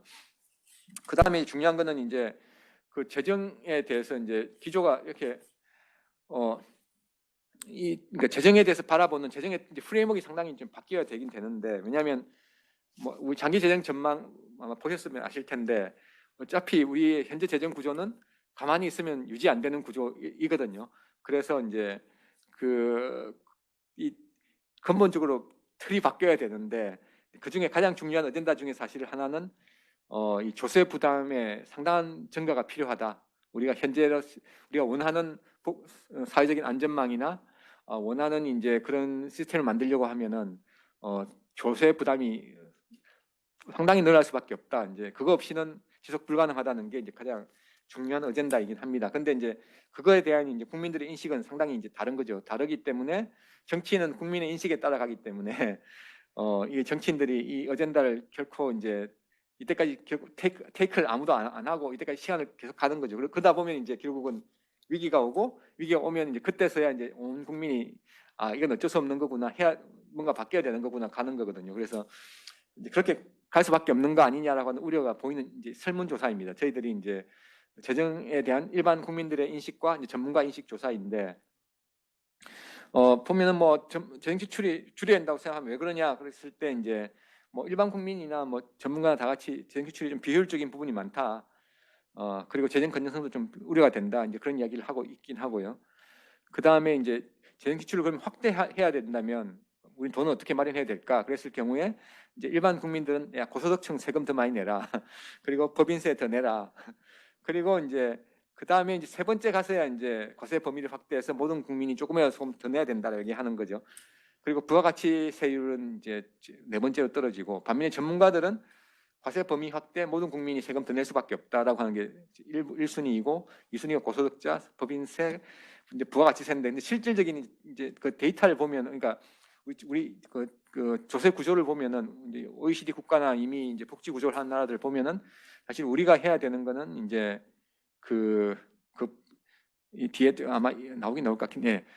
그래서 어쨌든 이제 이렇게 이제 인식이 상당히 틀리다. 그래서 부자들이 돈 더 많이 내고 기업들이 돈 더 많이 내라라고 하는 게 이제 국민들의 인식이고 정치인도 똑같이 그에 맞춰서 이제 행동하고 있다. 그렇지만 이제 그게 답은 아닌 거거든요. 그래서 그 부분에 대해서 이제 그래서 이제 이걸 뒤집으려고 하면은 이제 그 정부에 대한 신뢰가 상당히 있어야 되는데 그렇죠. 우리가 국민이 부담을 더 져야 되는 구조로 간다는 건데 그러면 정부를 믿어야 될 거 아닙니까, 그죠? 그래서 이제 실제로 이제 이것도 에피소드인데 한 분이 이제 한국 학자가 이제 그 국제회의 컨퍼런스에 갔다가 이제 마침 이제 뭐 이야기하다 스웨덴 학자 이런 사람들이 있어서 이제 물어봤다 그러더라고요. 야 우리가 이제 GDP가 어느 정도 되면 야, 스웨덴 너 같은 우리 복지 소셜 세이프티 넷을 할 수 있겠느냐 이제 그런 질문을 했더니 이제 스웨덴 학자가 하는 이야기가 야 실망스럽다. 네가 그렇게 바보 같은 질문을 하다니 이제 이런 이제 그런 이야기를 했다고 그럽니다. 그래서 그분의 말은 이 사회적인 안전망 강화는 돈의 문제가 아니다. 그거는 정부에 대한 신뢰 그리고 국민 간의 신뢰의 문제이다.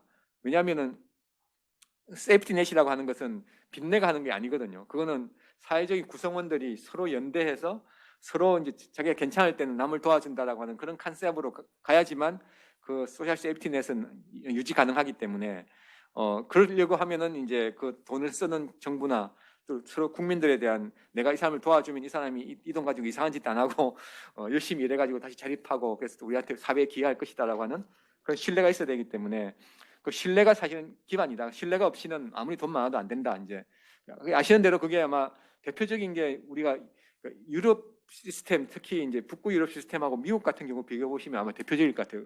GDP로 보면 사실은 뭐 그건 GDP 이슈가 아니고 상당히 사회에 대한 시스템이 다른 거거든요. 그래서 그 왜 이렇게 두 나라 이렇게 소셜 그 시스템이 다르냐고 했을 때 이제 가장 중요한 거는 그 전쟁 경험이라 하긴 하더라고요. 그러니까 2차 대전, 1차 대전 이런 겪은 유럽은 그걸 겪으면서 전 국민이 그 피해를 받기 때문에 이제 그런 어떤 사회적인 위험이 전 국민에게 올 수 있고 그랬을 경우에 우리가 서로 도와야 된다라고 하는 그런 상당히 그런 이제 컨센서스가 있는데 반면에 미국 같은 경우에는 그런 나라가 아닌 거죠. 거기는 개척 시대부터 시작해서 각자가 열심히 해가지고 이제 하는 나라지 뭐 이 사회적인 위험이 내한테 와서 내가 다 우리 국가가 책임져야 돼 이런 생각을 하는 그 컨센서스가 없다는 거거든요. 근데 반면에 사실 우리나라는 그렇게 생각하면은 상당히 그 집단주의도 강하고 이제 그럼에도 불구하고 사실은 정부에 대한 신뢰도가 높지 않습니다. 문제는 그러니까 정부 서비스에 대한 신뢰도는 아시겠지만 높고 그죠? 서비스를 워낙 잘해주기 때문에 서비스에 대한 신뢰도는 상당히 높은데 특이하게 정부를 신뢰하냐 그러면 높지 않고 정부 정책에 대한 신뢰도는 높지는 않습니다. 이제 그러다 보니까 이제 이게 과연 이 구조를 바꾸려고 할 때 이 신뢰가 없는 상황에서 우리가 가능할 것이냐라고 하는 좀 우려가 상당히 있고 그리고 이제 현재 우리 재정 구조도 정부가 개입을 해서 불평등도를 개선하는 정도는 상당히 낮은 조세나 정부 지출을 통해서 불평등이 개선되는 게 상당히 딴 나라에 비해서는 낮은 상황입니다. 그래서 이 구조가 바뀌어야 되는 이제 큰 이슈가 있습니다. 그리고 이제 조세 부담률도 낮고 그 다음에 이제 조세 구조를 보시더라도 크게 보면 굳이 뭐 OECD 에버리지가 중요한 건 아니지만은 그래도 그냥 레퍼런스로 생각한다면은 우리가 사회 서비스 그러니까 복지 재원 조달 소스는 우리 조세를 늘려야 한다면은 사실은 부가가치세하고 소득세다. 부가가치세는 적어도 뭐 더블 이상으로 올라가야 북구 같이 갈 수 있는 그런 상황인 것 같고요. 그래서 그다음에 이게 대표적으로 이게 보여주는 건데 이게 소득세 쪽인데 그 보시면은 이제 이게 이제 뭐냐면은 그 개인 소득세에 있어서 최고 세율이 어느 정도이며 그게 이제 어느 수준의 그 소득 수준부터 적용이 되느냐 그거거든요. 그래서 이 짝대기에 보시면 세로의 짝대기가 있는데 보면 에버리지라고 짝대기가 있는데 그게 이제 각 국가에 있어서 이제 평균 임금입니다. 평균 임금 수준이거든요. 그래서 우리나라를 보시면은 이제 우리나라 빨간색 동그라미는 우리나라를 보시면은 이제 그 최고 그 소득세 우리 지금 현재 얼마 40 몇 프로죠. 45%인지 모르는데 하여튼 그 정도 되고 그 다음에 그게 적용되는 구간은 평균 임금보다 거의 한 5배 이상이 되어야지만 그 이상 수준의 인컴에 대해서만 이제 최고 소득세율이 적용이 되는 거죠. 근데 반면에 이제 여기 모여 있는 북구 유럽이나 네덜란드, 뭐 스웨덴, 뭐 덴마크나들 보시면은 핀란드도 그렇고 일단 최고 소득세율 자체가 50%가 넘고 50% 내지 50% 이상이고 그 다음에 이게 적용되는 구간 자체가 우리가 평균 임금보다 조금만 더 벌면 뭐 1.5배 한 2배만 더 벌면 그때부터는 50% 이상 세금을 내야 되는 겁니다. 그 구간에 대해서는. 그러니까 엄청난 사실은 그 부담을 지고 있는 거죠. 국민들이 보편적으로 지는 거니까 부자가 내는 게 아니고 보편적으로 지고 있다는 걸 보여주고 있는 겁니다. 그래서 이거에 대한 컨센서스가 형성이 안 되고는 우리가 뭐 당연히 뭐 저까지는 못 가겠지만 중간을 간다고 하더라도 아주 급격한 변화가 필요한 그래서 부가가치세도 그렇고 소득세도 그렇고 급격한 변화가 필요한 구조입니다. 그래서 이게 이런 데 대한 컨센서스가 형성이 안 되고 정치인들이 이걸 국민들 인식도 안 바뀌고 이런 상황에서는 우리가 결국은 위기로 가야지만 뭔가 바뀔 것 같다는 우려를 하고 있는 것 같습니다. 그래서 그다음에 마지막으로 이제 시간이 많이 갔으니까 좀 어젠다만 딴 나라 얘기 좀 드려야 되는데 보시면은 이제 재정 정책이 이제 대대로 이렇게 적극적으로 가려고 그러면 이때까지와 다르게 적극적인 역할을 하려고 하면은 재정 정책 의사결정 구조가 독립성이 있어야 된다. 완전 독립성은 아니더라도 상당한 독립성이 있어야 된다. 그리고 재정 정책이 적시적으로 작동할 수 있도록 재정 정책 그러니까 재정의 구조 자체도 바꿀 수 있다. 이게 이제 대표적인 게 재정의 자동 안정화 기능이 있거든요. 그래서 그게 오토매틱 스테빌라이저라고 있는데 그게 뭐 경기가 좋아지면 자동적으로 정부 지출이 늘어나고 경기가 나빠지면 그렇죠. 예. 국민의 정부 지출이 늘어난다든지 국민의 세 부담이 줄고 경기가 좋아지면은 정부 지출이 줄고 세 부담 높아지고 하는 이제 경기 카운터 시클리컬하게 경기 역행하는 이제 정부 지출이 자동적으로 이루어지는 구조가 있습니다. 그게 대표적으로 실업급여 같은 게 그런 거죠, 그죠? 경기가 나빠지면은 실업자가 늘어나니까 실업급여가 늘어나서 정부 지출이 늘어나고, 또 세금 같은 경우도 마찬가지고, 기본적으로 의도하지 않지만 기본적으로 재정 구조 내에 이제 경기 역행적으로 정부 지출과 수입이 이루어지는 구조가 있거든요. 근데 지금까지는 이 기능이 그냥 재정 구조의 어떤 부수적인 걸로 많이 이해가 되었습니다. 그래서 그걸 뭐 가지고 경제 정책이라고 하기보다는 뭐 그게 순기능이 있네 뭐 이런 거거든요. 근데 반면에 이제 최근의 논의는 아예 이 구조를 의도적으로 디자인하자. 아예 의도적으로 디자인해서 이제 경기가 나빠졌을 때는 이 경기 안정화 장치가 아주 적극적으로 크게 앰플리파이 되고, 이제 아닌 경우에는 돌아오고 하는 이런 구조를 아예 디자인을 해버리자라고 하는 주장이 있습니다. 그래서 이거는 뭐 급진적인 주장 같기도 한데, 근데 미국 같은 경우에서는 이미 그 재작년에 보니까 이미 학자들이 모여서 이렇게 뭐 도서도 냈더라고요. 각 분야마다 이걸 디자인할 수 있는 영역이 어딘지에 대해서, 어떻게 할 것인지에 대해서.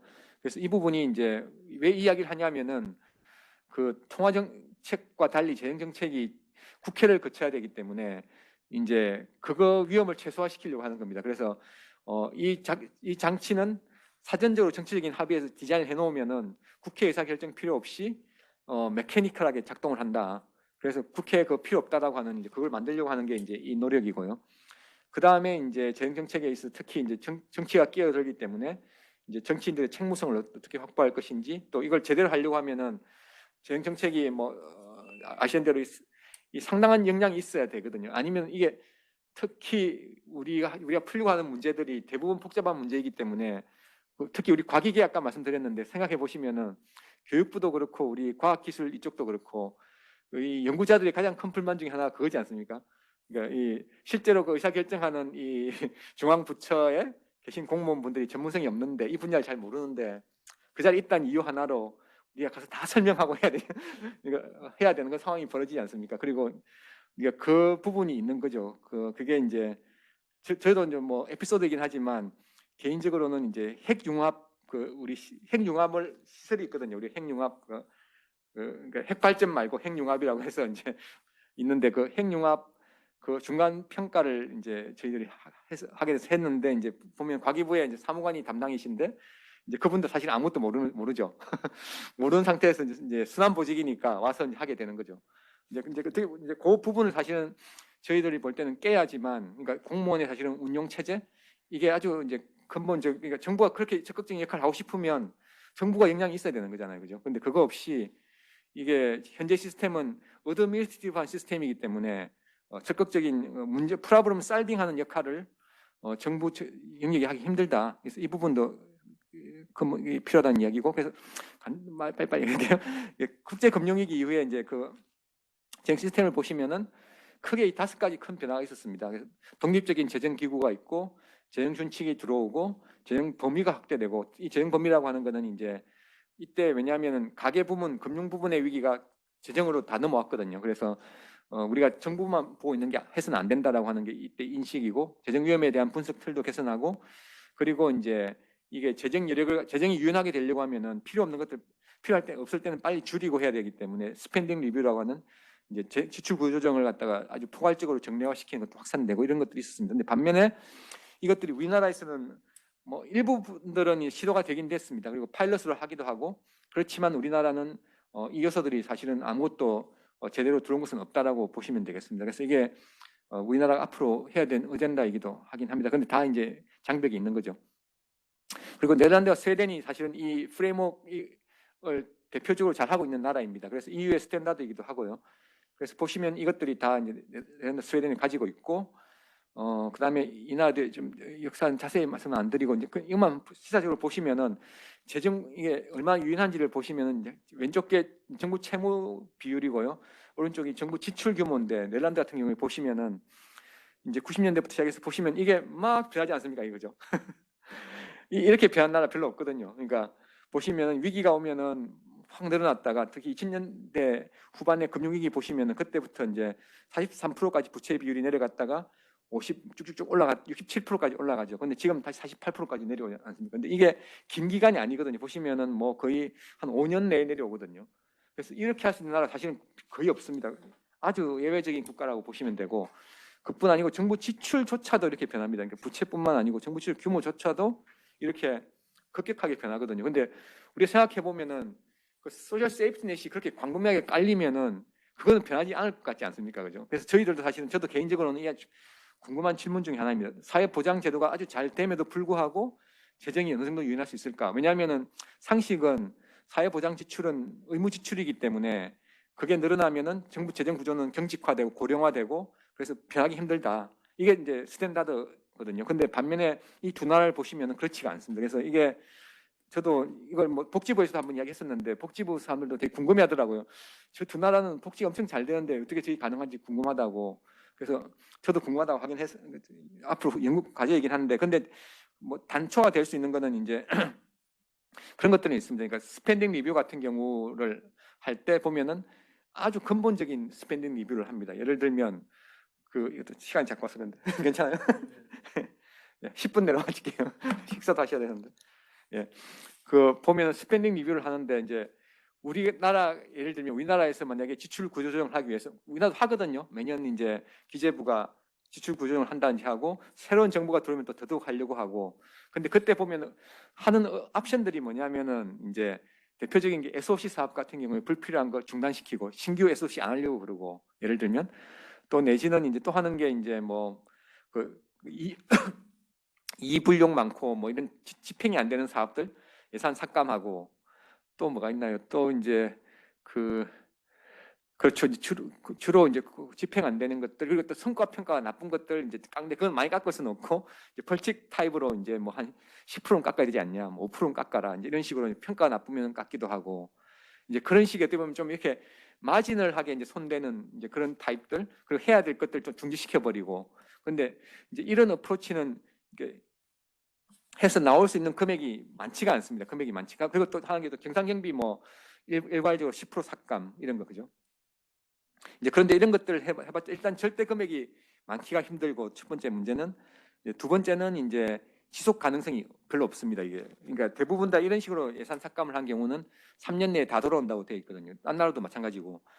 그래서 이제 이게 이제 근본적으로 바뀌려고 하면은 지출 구조 자체를 바꿔야 되는, 정책 우선순위에 따라 재원 배분 자체를 완전히 바꿔야 되는, 그걸 해야 되는데 이제 그건 진짜 힘든 거죠. 근데 네덜란드 같은 경우에 이제 금융위기 이후에 이렇게 이제 부채가 급증을 하니까 이제 스펜딩 리뷰를 하게 됩니다. 그래서 이제 새로운 선거 직전에 새로운 정부가 들어오기 전에 이제 어젠다를 만들어 주는 거죠. 그래서 그때 그러니까 20개 분야, 그러니까 거의 모든 분야죠. 20개 분야마다 그때 아마 그때 20% 삭감이었던 것 같아요. 20%각 분야마다 20% 절감 방안을 만들어내는 작업을 하게 됩니다. 그래서 그거는 테크노크래틱한 겁니다. 정치적인 게 아니고 테크노크래틱하게 이제 새로운 정부가 들어오기 전에 자기들이 그 옵션을 만들어서 새로운 정부에게 주겠다라고 하는 거거든요. 그래서 아시겠지만 이 네덜란드 스웨덴의 특징은 새로운 정부가 들어오면은 이제 콜리션 어그리먼트를 만드는데, 연립 정부 어그리먼트를 만드는데, 그때 백본이 뭐냐면은 이 재정 총량에 대한 합의입니다.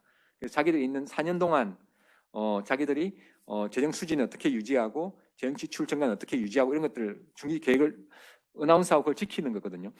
그래서 이제 그거에 대한 이제 그때 이미 이 적자가 늘어나니까 당연히 그 다음 정부가 들어올 때는 이게 긴축 구조로 갈 수밖에 없다고 생각을 하는 거고, 그걸 할 수 있는 옵션을 이제 만들어 주기 위해서 이제 그 스펜딩 리뷰를 했던 겁니다. 그래서 각 20%마다 각 분야마다 하는데, 그 가버넌스 구조도 이제 상당히 각국에서 이제 모범 사례로 이제 벤치마킹을 많이 하려고 했던 건데, 일단 의사결정 구조에 있어서 첫 번째는 그러니까 노비토 룰이라고 해서 각 작업반마다 들어왔던 그룹에서 누구도 그러니까 모든 가능한 옵션을 내놓는 거지, 어떤 집단이 옵션에 대해서 비토할 수 없다. 그래서 모든 걸 만들어내서 의회에 보낸다, 국민에게 공개한다는 거였거든요. 그래서 아시는 대로 이게 지출 구조정 실제로 해보면은 하다 보면 이게 다 지지부진하게 되는 이유가, 이건 정치적으로 너무 민감해, 이거는 되겠어, 뭐 이런 거거든요. 그래서 다 그냥 덮어버리고 결국 남는 게 아까 말씀드린 그런 것들밖에 안 남습니다. 그런데 이제 여기서는 이제 그런 거 없고 모든 옵션은 이제 다 이제 올린다라고 하는 거였거든요. 그래서 대표적인 게 이제 뭐 들으시면 웃으실 수도 있는데, 하나의 옵션은 뭐냐면 국방 분야에 이제 육군을 없애는 옵션도 있습니다.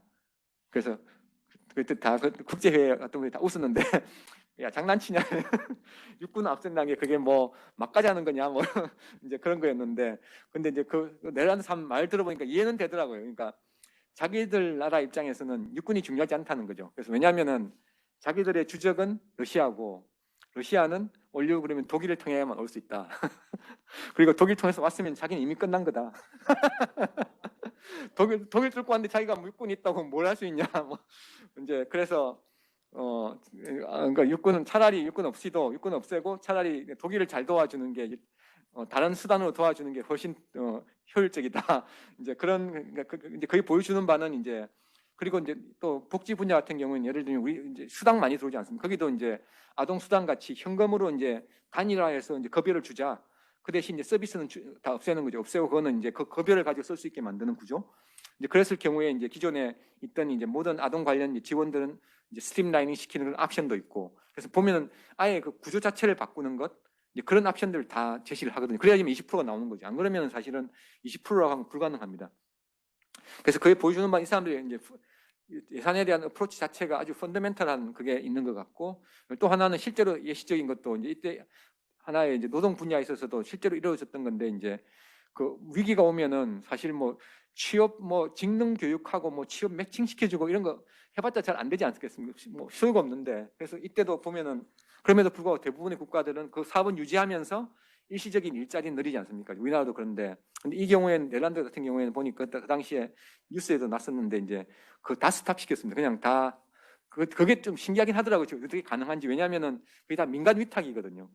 그럼에도 불구하고 그냥 그 취업 지원 사업들 다 끊어버리고 그냥 일시적인 일자리에 바로 올인하는 형태로 일정 기간 동안은 그러니까 그 정책 환경의 변화에 대응해서 이게 이렇게 그 바뀐다고 하는 게 상당히 이제 놀라웠던 것 같고요. 그다음에 이제 또 아시는 대로 뭐 그 이 연금 같은 경우가 사실 제일 큰 위험인데 연금도 여기는 스웨덴도 그렇고 경제 여건에 따라서 다 자동으로 줄게 되어 있는 그런 게 있습니다. 그래서 그런 것들도 있고 스웨덴도 보시면은 이게 뭐 엄청 유연하죠, 그죠? 뭐 다 90년대 초창기 위기에서 지금은 다 줄어서 35%까지 내려와 있는. 그래서 뭐 왜 40%냐, 60%냐 우리나라 이제 사실 문제 제기하시는데 스웨덴을 보면은 이제 35%가 재정 준칙입니다, 실제로.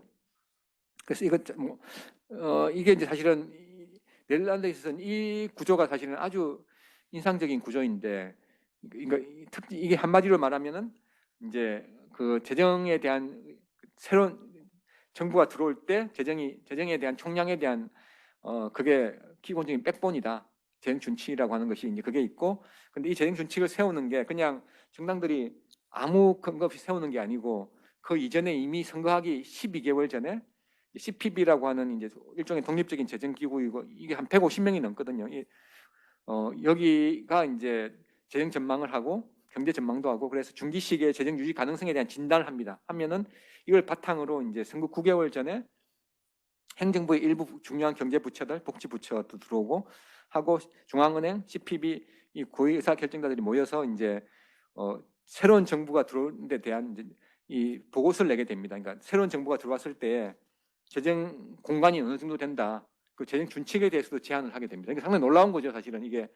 그러니까 이게 테크노크래틱한 이 전문가들의 영역과 이 정치적인 과정을 아예 분리해서 이쪽에서 정보를 만들어내고 공개해 버리면 이제 사실은 연립 정부 입장에 그러니까 새로운 정치인들 입장에서는 이걸 무시해도 된다고 하더라고요. 아무도 이걸 바인딩해야 될 이유는 아무것도 없다고 합니다. 법도 없고.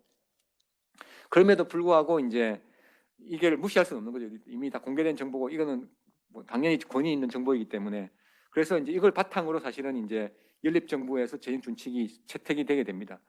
그래서 이게 보여주는 바는 이제 재정 정책이 우리나라 같은 경우에도 이제 정치적인 보이스가 클 수밖에 없다면 이런 모델이 필요하지 않냐. 그래서 테크노크래틱한 영역과 이거의 분리가 분명히 필요하다. 아니 왜냐하면은 우리 올해 작년인가 보다. 작년 장기 재정 전망을 하는데 장기 재정 전망이 아닌 장기 재정 전망을 했거든요. 기재부가. 그게 보여주는 바는 이제 이 장기 재정은 사실은 테크노크래틱한 영역인데 그게 안 되는 거죠. 그래서 어떻게 이 구조를 만들 것인가가 사실은 아주 중요한 영역이다. 정책 뭐 정치 영향이 커지는 건 좋은데 적어도 이 객관적인 정보에 대한 생산과 공개, 이거는 테크노크래틱한 영역으로 구분할 수 있는 게 필요하다는 거고요. 그럼 이렇게 왜 이렇게 독립적이냐? 이제 그 부분도 상당히 재미있는 영역이긴 한데, 예, 그러니까 그 독립적인 재정 기구 같은 경우에 우리나라 나보 있지 않습니까? 국회 정책처가 있는데, 뭐 아시는 대로 그 장애 임기가 2년이시고, 그죠? 2년이시고 다수당이 또 바꾸시고, 그 다음에 이제 뭐 그 안에 계신 분들도 그러시더라고요. 그러니까 야당이 다수당일 때 제일 독립적이다. 그러니까 지금 독립적일 수 없는 거지. 예, 근데 어쨌든 이제 이 보면은 이제 CPB 같은 경우에는 재밌는 거는 뭐 법적인 근거는 있다 그러더라고요. 독립적인 기구다라고는 법은 있고, 그 다음에 이제 그렇지만 조직은 이제 Ministry of Economic Affairs and Economic Policy라고 한 부처의 조직입니다. 그러니까 상당히 특이하죠. 그러니까 뭐 국회에 있는 것도 아니고 밖에 있는 것도 아니고 한 부처의 조직에 불과하지만 어느 국가에서도 볼 수 없는 독립성을 가지고 있습니다. 그래서 금융위기 이후에 사실은 엄청 뭐 영국, 미국 뭐 하여튼 여러 나라들이 이 CPB를 찾아왔다고 그럽니다. 와가지고 도대체 너는 뭐 어떻게 그 독립적으로 할 수 있냐 이제 다 근데 와서 보고 나서는 다들 안 믿는다고 그러더라고요. 다들 안 믿었대요. 말도 안 된다, 장난치냐 하면서 우리나라에서는 불가능하다 이제 그런 건데, 예, 보시면 임기는 7년이고 그 다음에 이제 이 나라 이 CPB에 또 가장 전 세계적으로 유례 없이 강한 것은 이제 선거 공약에 대한 경제 및 재정 역량을 평가한다는 겁니다. 그리고 이것도 각 정당이 의무도 아니고 법도 없는데 노험으로 다 이제 대부분의 정당들은 제출을 하고, 그러면은 이제 이게 다이아그램을 그립니다. 이 사람들이 뭐 재정 지속 가능성에 대한 영향, 경제 성장에 대한 영향, 분배에 대한 영향, 뭐 환경에 대한 영향 이런 식으로 해가지고 이제 그 각 정당의 선거 공약을 아예 어세스를 해주는 이제 그런 것도 합니다. 그러니까 어떻게 보면 테크노크래틱에 대한 엄청난 신뢰가 있는 것 같아요. 이 부분은 실제로. 그래서 저희도 한번 질문을 했었는데 경제 전망 같은 그러니까 경제 전망이나 이런 것도 사실은 다 이거든 사실 틀리거든요. 근데 예를 들면 캐나다 같은 경우는 이걸 어떻게 하냐면은 민간 경제 전망을 하면은 주요 경제 전망의 평균치를 쓰거든요. 그런 식으로 쓰는데 여기는 CPB의 끝입니다. 그래서 야 어떻게 CPB가 신도 아니고 틀릴 수도 있고 너 근데 그게 말이 되냐 그러면은 이제 뭐 자기들도 CPB가 틀릴 수 있다는 인정하는데 이제 자기들 더 중요하게 생각하는 거는 조금 틀리더라도 그걸 바탕으로 건설적인 합의를 하는 게 낫지 그걸 시비 삼아 가지고 아무것도 안 하고 엉뚱하게 가는 건 아니다라고 하는 건 자기들 컨센서스가 있다고 그러더라고요. 그래서 상당히 이제 딴 나라들이 사실은 벤치마킹하기 힘든 나라가 네덜란드 같긴 합니다. 근데 엄청나게 이제 테크노크래틱한 것에 대한 어떤 신뢰 이게 있고 그게 국가의 의사결정을 그걸 기준으로 한다라고 하는 게 엄청난 특징인 것 같습니다. 반면에 스웨덴의 피스컬 팔러시 카운슬은 조직은 작고 기능도 작습니다. 이거는 그냥 전망도 안 하고 이제 모니터링한 주로 재정 준칙이 지켜지는지에 대한 모니터링 그걸 중심으로 하는 기구인데, 다만 이제 스웨덴의 예산 과정의 특징은 이제 중요한 거는 이제 그 총량에 대한 합의 이게 먼저 국회에서 이루어지고 그걸 바탕으로 이제 하반기에 이제 구체적인 예산안이 심의가 된다. 이제 그게 이제 예산 의사결정에서 사실 중요한 부분인 것 같긴 하면 탑다운이 중요하다는 거죠. 그래서 우리나라도 사실은 이런 걸 벤치마킹 했던 건데 잘 안 되기는 안 되고 있는 것이긴 합니다. 그렇지만 이제 정치 국회 우리가 늘 이야기하는 것도 뭐 아시지만 그 국회 예결산위원회를 상임위로 하고 거기서 탑다운 먼저 하고 총량 먼저 합의하고 그걸 바탕으로 예산안 이제 하부 위원회들이 하자. 이제 그게 돼야 되는데 우리는 아직까지 바텀업인 국회도. 그래서 이 부분이 이제 바뀌어야 되는 이슈가 있고, 재정 준칙 보시면은 이제 스웨덴이 35%입니다. 이게 덴크가 지금 19년 현재 35%거든요. 이거 엄청 낮은 거죠, 사실은 우리나라 생각하더라도. 그러니까 이런 복지국가가 어떻게 35%냐 사실은 상당히 스웨덴 놀라운 국가이긴 합니다. 그래서 이제 왜 35%냐, 왜 40%냐 이제 그런 질문이 있어가지고 마침 스웨덴도 보니까 설명을 하더라고요. 왜 35%냐? 이제 보면은 이제 첫 번째가 이제 유럽에 있어서는 독일이 이제 벤치마킹 칸츄리입니다. 그러니까 독일의 정부 채권 이 프리미엄이 이제 benchmarking인 거죠. 제일 강한 나라이기 때문에. 그래서 스웨덴 같은 경우에 이제 원하는 것은 독일 정부 채권이 지불하는 프리미엄 이자율 그것과 똑같은 수준의 우리가 이자율을 내려고 하면 정부 부채 수준이 얼마가 돼야 되느냐. 자기들 경험으로 보면은 40% 정도 되면은 프리미엄 독일하고 차이가 없더라. 그러니까 평상시에는 뭐 40% 정도 되면은 좋을 것 같아. 그게 타겟인 거고. 그 다음에 이제 정부 이제 채무 자기들이 이제 이제 국채를 발행하려고 했을 때 국제 시장에서 하려고 했을 때 과거 경험을 보면은 70%가 넘어가면은 이제 프리미엄도 막 올라가기 시작하고 어려움이 발생하기 시작하더라. 그래서 우리가 위기가 오더라도 GDP 대비 70% 이상은 넘어가지 말자. 이게 이제 자기들의 이제 그다음에 목표이고요. 그다음에 이제 경제 위기가 이런 거 왔을 때 이제 우리가 대응은 돈을 써야 되니까 그러면 그 정도 그때 돈이 얼만큼 들더냐 자기들이 봤을 때 과거에 맥스 40%까지도 들더라. 그래서 40% 정도의 위기가 왔을 때 여력이 있어야 된다. 그 말은 이제 40% 쓰면서 70% 안 넘어가야 된다는 거잖아, 그죠? 그러니까 이게 엄청난 그한 것 같아요. 그래서 이 두 분이 주장인데 이거는 자기들이 볼 때는 스웨덴 35%도 높다. 자기들은 25% 해야 되는 거 아니냐 이런 주장을 하는 분들이 그래서 다 스웨덴 학자들인데 어쨌든 이 보여주는 바는 이제 그러니까 국가 부채 수준이나 이걸 어떤 기준으로 바라보는지 사실 보여주는 것 같아요. 그래서 그게 이제 첫 번째 이 국가 재정이라고 하는 첫 번째 기능이 뭐냐? 그거는 이제 위기가 왔을 때 대응할 수 있는 재정 여력을 확보하고 있는 거다. 그래서 그걸 기준으로 우리가 부채 수준도 관리하고 하는 게 필요하다고 하는 게 이제 출발점이고 이제 그렇죠. 이제 그게 중요한 건데 이제 이게 이 멘탈리티가 없어지면은 이런 사고 방식이 없어지면 이제 뭐 당장 써도 아무 문제 없는데 왜 못 쓴다고 하느냐 이 이야기가 되기 시작하는 거거든요. 사실은 우리나라 딱 그 상황이라고 볼 수 있을 것 같아요. 그러니까 60%까지 써도 위기 없는 거 아니냐? 근데 왜 60% 자꾸 이야기해? 더 써도 되는 거 아니냐? 뭐 이렇게 계속 이제 이렇게 가는 거죠. 이게 그러니까 우리가 현실의 수요에서 그러니까 재정이 할 수 있는 역할의 한계 그게 돈을 쓴다고 해서 문제가 해결되는 게 아니거든요. 그래서 그 재정이 할 수 있는 그 역할의 한계와 이런 것들을 인정하고 이제 그걸 해야 되는데 이제 뭐 조그만 문제라도 있으면 재정 더 쓰면 되는데 왜 안 된다고 그러냐 이렇게 가기 시작하면은 이게 이제 통제가 안 되는 그런 상황을 가게 되는 것 같습니다. 그래서 이게 이슈이고 그 다음에 이제 이게 마지막으로 이제 우리 국가 재정 운용 계획을 보시면은 이게 이제 우리나라의 재정 기조가 어떻게 바뀌고 있는지를 딱 보여줍니다. 저도 그냥 해보니까 딱 이게 재밌게 나오더라고요. 그래서 이게 그리고 실제로 우리 현실을 잘 반영하고 있고 보시면 크게 한 세 가지 기간으로 나누어집니다. 첫 번째 기간은 그나마 노무현 정부 이후에 이제 국가재정 운용 계획이 시작된 건데 중기 계획인데 이제 그 관리 재정 수지 목표인 거죠. 이제 04년도에 이제 이 계획을 세우고 이제 실적치인 거죠. 04년 초년도는 실적치고 그다음부터는 이제 그다음 해 재정 수지 적자 계획인데 보시면은 이제 그 초창기에는 그래도 2009년 이전까지 04년까지 08년까지의 계획은 그래도 보면은 한번 목표를 세우면 그 궤적을 따라가려고 하는 노력이 보입니다. 그죠?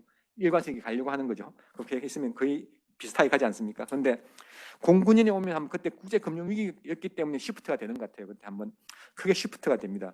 그렇지만 여전히 보시면은 그때는 위기였기 때문에 시프트 되었지만 회복하겠다고 하는 게 일관성있게 또 매년 가지 않습니까? 그죠? 가다가 이제 13년부터가 이제 달라지는 기점이라고 보입니다. 보면 13년부터의 계획은 보시면은 시프트도 했지만 그 다음부터는 매년 시프트합니다. 계획들이 적자 계속 나는 형태로 시프트하는 거죠. 그래서 이때부터는 이제 이 중기 계획의 일관성 자체가 없어지는 그냥 그렇지만 이제 보면은 계획들은 그래도 적자는 줄이겠다는 계획은 매년 있긴 있는 거죠. 세울 때마다. 왜냐하면 기울기가 플러스죠, 그죠? 그렇지만 이제 이게 또 무너지는 건 2017년입니다. 17년 보시면은 그때부터는 기울기가 드러눕습니다. 이제는 기울기가 마이너스인 거죠. 그러니까 적자 계속 늘리겠다. 이제 이런 기조, 그러니까 줄이겠다는 계획도 없는 거죠.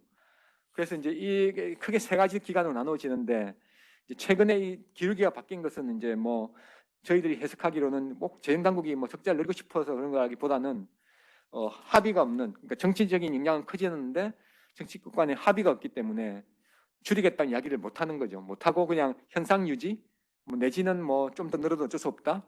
이제 어떻게 보면 이게 목표라기보다는 아노미 상태. 그러니까 재정 정책 기조에 대한 합의가 없는 상황을 보여주고 있다. 그래서 이 전환기를 어떻게 빨리 우리가 지나가고 합의를 만들어낼 것인지가 다음 정부의 상당히 중요한 목표가 되었으면 하는 게 희망 사항입니다. 예, 그리고 실제로 우리 코로나 이후에 그 중기 계획을 보시면은 딴 나라들은 특히 이제 우리 제대로 돌아간 유럽 국가들을 보시면은 유럽 국가 중에서도 프룩을 4와 5라 그러거든요. 그러니까 유럽에서의 어떤 재정이 기조를 이끌어가고 규율을 이제 인포스한 나라들인데 그게 덴마크, 독일, 네덜란드, 스웨덴, 뭐 핀란드 이런 나라들인데 보시면은 다 이 적자 폭이 크지도 않고 적어도 2022년 이후로부터는 쭉 정상화시키는 계획을 가지고 있습니다. 반면에 우리나라의 재정 계획은 그렇지는 않습니다. 계속 늘어나는 게 실제로 최근에 IMF 피스컬 모니터에서도 보면 한국을 언급하면서 한국만 유일하게 이게 회복 미국과 한국이죠. 미국과 한국이 이 회복 계획이 없는 나라이다라고 언급을 하고 있습니다. 예, 그래서 이제 이게 이제 우리가 보여드린 부분은 이제 상당히 우리나라가 이제 큰 재정 정책에 있어서는 큰 전환기에 있다. 그래서 이걸 어떻게 빨리 합의하는 게 중요한데 그 방향은 정치권 그러니까 그러니까 행정부 테크노가 일방적으로 재정 정책에 대한 일방적인 결정을 하는 시대는 이미 지나갔고 이제는 이제 정치 과정에 어떻게 재정 정책을 내재화시킬 것인지가 중요한데 이제 저희들이 생각하는 모범 사례는 사실 그 네덜란드와 같은 테크노크래틱한 영역과 정보를 만들어내고 하는 그 영역과 특히 총량에 대한 부분, 그 의사결정을 하는 정치적인 부분을 구분해서 공개해버리면 정치권이 여기에 어느 정도는 바인딩하게 만드는 이 구조가 필요하다는 것. 그리고 독립적인 이 일을 할 수 있는 독립적인 재정기구. 그래서 이 부분은 현재 우리 예산 정책처가 있기 때문에 그리고 또 국책 연구기관들이 많기 때문에 뭐 현실적으로는 그런 이야기 많이 하시는 것 같더라고요. 요새는 일부 학자들이 주장하시는 건데 이제 위원회 같은 걸 만들면 어떠냐. 그러니까 이 여야를 아우르고 이제 그런 위원회 같은 걸 만들고 실질적인 분석을 뭐 나보나 이런 데서 하더라도 좀 공식적인 그런 이제 그 CPB 같은 모형은 안 되더라도 이제 위원회 같은 게 어떻겠냐는 이야기는 있는 것 같고요. 그리고 또 이제 제 개인적으로 생각하는 건 이제 단년도 예산 제도를 좀 가는 게 어떻겠느냐. 이제 왜냐하면 이게 그러니까 단년 지금 너무 서보적으로 단년도 별 의미도 없는 걸 매년 예산 편성을 계속하는 거거든요. 그러면서 이제 공무원들은 거기에 매여서 그 일을 계속하고 그러면서 실제 정책적인 역량이나 어떤 기획 같은 건 잘 안 되고 성과 관리 평가도 안 되고 그리고 순환 보직도 사실은 좀 줄여야 되고 그래서 단년도 공무원 운영도 단년도로 가고 이 사람들도 가면은 새로운 정부가 들어올 때는 예산을 진짜 품을 많이 들여서 짜고 시간을 하지만 그게 지나고 나면은 그다음부터 매년 예산 편성이라고 하는 것은 변동 사업만 반영해 나가는 거고 그다음부터는 사실은 이제 사업의 모니터링이라든지 평가라든지 이제 문제를 나간다든지 러닝이 일어나는 그 과정도 사실은 중간에 있어야 되는데 지금은 우리의 그 예산 편성과 집행 과정은 거의 행정에 가까운 과정이다. 그래서 이 부분을 단년도가 필요하다는 부분이 있고요. 그러면 총량적인 그 재정 규율을 행정부 기획재정부가 하되 좀 부처의 자율성은 확대해야 되는 거 아니냐. 부처가 문제 해결할 수 있게 해주고 이게 원래 이제 그 노무현 정부 때 사실 아이디어였는데 그게 잘 되지는 않았죠. 그 다음에 이제 모니터링 평가 이런 것들도 이제 스펜딩 리뷰 같은 걸 하되 이제 이게 기본적으로는 이게 원래는 부처들이 안을 만들거든요. 근데 우리나라는 이 평가도 그렇고 하면 다 기재부가 주도하는. 근데 아시는 대로 뭐 좋긴 좋은데 기재부가 그러니까 잘 모르거든요. 그러니까 알긴 알지만 잘 모르고. 그렇지만 또 외부 전문가가 쓰는데 김보환 교수님도 계시지만 저도 있지만 저를 늘 보는 사람이 아니지 않습니까? 특히 사업 단위로 들어가면 진짜 잘 모르거든요. 정책 큰 이야기 날 수 있어도 사업은 진짜 또 다른 스토리입니다. 그래서 이게 그 갭을 메우는 게 상당히 저희 현장에서 해보면은 그 전문성이 역량이 없다는 것, 정부 내에도 없고 밖에도 없고 그러다 보니까 이게 스펜딩 리뷰 같은 거 우리나라에 시도는 하지만 잘 안 되는 이슈가 있습니다. 그래서 이게 바뀌려고 하면은 이제 사실은 부처의 자율성을 주고 책무성을 하고 부처가 내용을 만들어내도록 하는 것, 이 과정이 필요하다고 생각은 되고요. 그래서 그걸 하기 위해서 재정 운용 및 재정 관리 역량이 필요하고 마지막으로는 이제 좀 단기적인 경기 대응 정책은 좀 자동 안정화 기능으로 좀 대체하고 매년 추경을 계속하는 정치권에서 이런 일은 좀 안 했으면 좋겠다. 이게 이제 방향인 것 같습니다. 예, 이상입니다. 예, 박노욱 박사님 정말 다양한 그런 그 재정 상황의 분석부터 시작해서 또 스웨덴, 네덜란드에 대한 또 사례, 또 우리나라 재정 정책에 대한 시사점까지 굉장히 광범위한 주제를 얘기를 해주셔서 아주 도움이 많이 된 것 같습니다. 저도 이 얘기를 들으면서 사실 아까 그 정부 신뢰를 얘기를 하셨는데 이 정부라는 게 거버먼트 트러스트를 얘기를 하셨는데 이게 어쩌면은 이 관료에 대한 신뢰일 수 있겠다라는 생각이 들었고요. 그래서 아까 그 네덜란드 같은 경우도 이게 관료에 대한 국민들의 신뢰가 굉장히 스트롱하다 보니까 그런 법이 없음에도 불구하고 정치권에서 그거를 바인딩한 것처럼 받아들일 수밖에 없는 거 아닌가. 그래서 우리나라 관료에 대한 신뢰 정도, 국민들의 그거가 조금 과거에 비해서 낮아졌다는 거, 그게 좀 안타까운 현실인 것 같습니다. 그래서 영혼 없는 공무원이라는 말이 이게 너무 당연한 걸로, 또 그게 어쩌면은 또 바람직한 걸로 이렇게 받아들여지는 현실이, 이게 트러스트라는 게 영어로 earned 된다 이렇게 얘기하는데, 이게 그냥 공짜로 트러스트가 오는 게 아니고 사실은 자기가 뭔가 행동을 함으로써 그거를 벌어야 되는 건데, 그런 측면에서 좀 우리나라 관료에 대한 관료들이 스스로 좀 반성을 해야 되는 거가 아닌가. 그래서 그게 좀 이루어지면 우리나라 재정도 이게 계속 정치탄만 할 게 아니라 그런 부분들에 대한 좀 이 개선이 이루어지지 않을까, 이런 생각들도 해봤습니다. 그래서 뭐 35%에 대한 논리도 제가 볼 때는 굉장히 합리적인 것 같고, 예. 제가 들은 어떤 숫자에 대한 그 논리 중에서는 그래도 제일 메이크 센스한 거 아닌가, 이런 생각도 들었습니다. 그래서 아주 재밌게 잘 들었습니다. 질문이 있으면 뭐 한두 개 정도 질문을 받고 마무리를 하려고 하는데, 혹시 뭐 질문 있으신가요? 네. 네, 안녕하세요. 연구위원님, 발표 정말 잘 들었고, 네, 저는 지금 서울대학교 행정대학원에서 박사과정 중인 전예진이라고 합니다.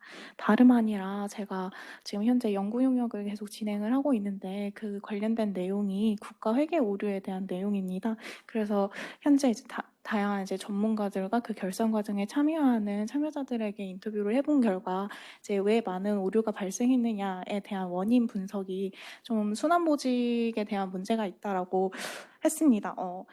방금 이제 연구원님과 그 교수님께서 말씀하신 것처럼 이제 순환보직이 사실상 정부 신뢰가 이제 낮은 그 국민들의 인식에 따라서, 그렇다면 순환보직을 통해서 부정부패를 조금 없애겠다라는 측면으로 만들어진 거라고 저는 생각을 하는데, 사실 전문성에 대한 문제가 현재 지속되고 있지 않습니까? 그 순환보직 때문에.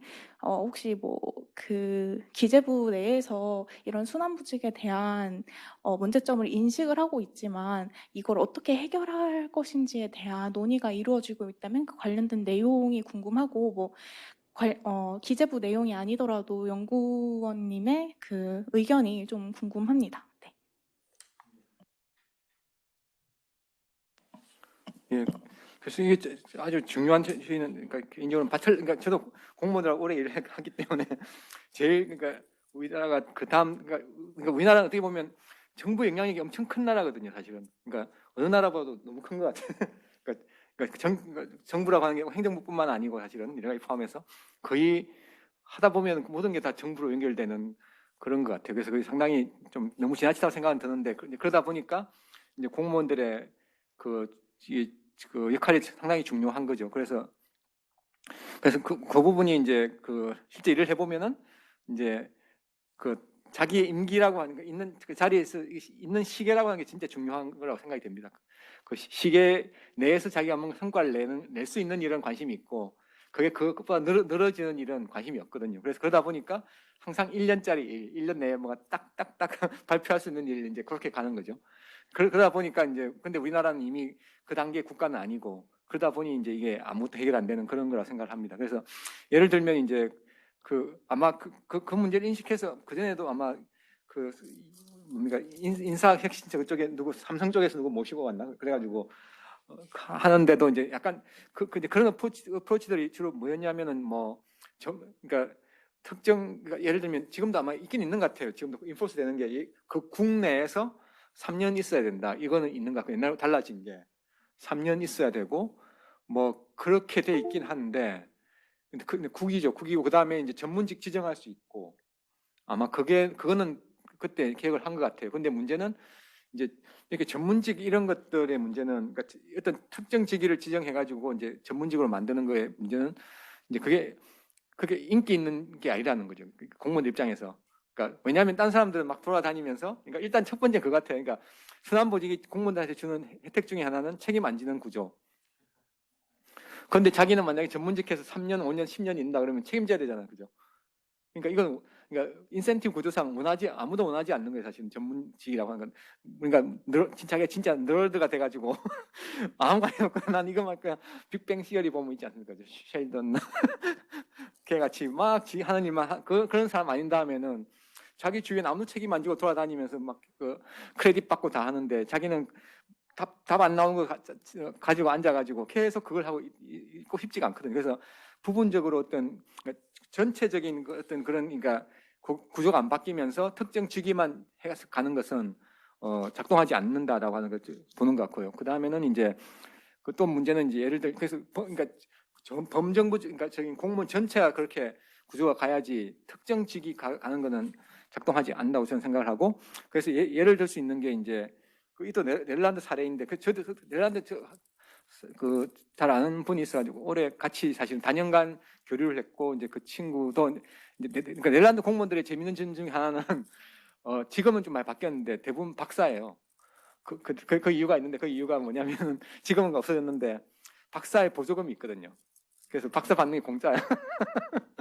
정부에서 박사 하게 하면 그 보조금이 있었어요. 근데 너무 많은 박사가 없었다고 하더라고요. 다 박사라 가지고.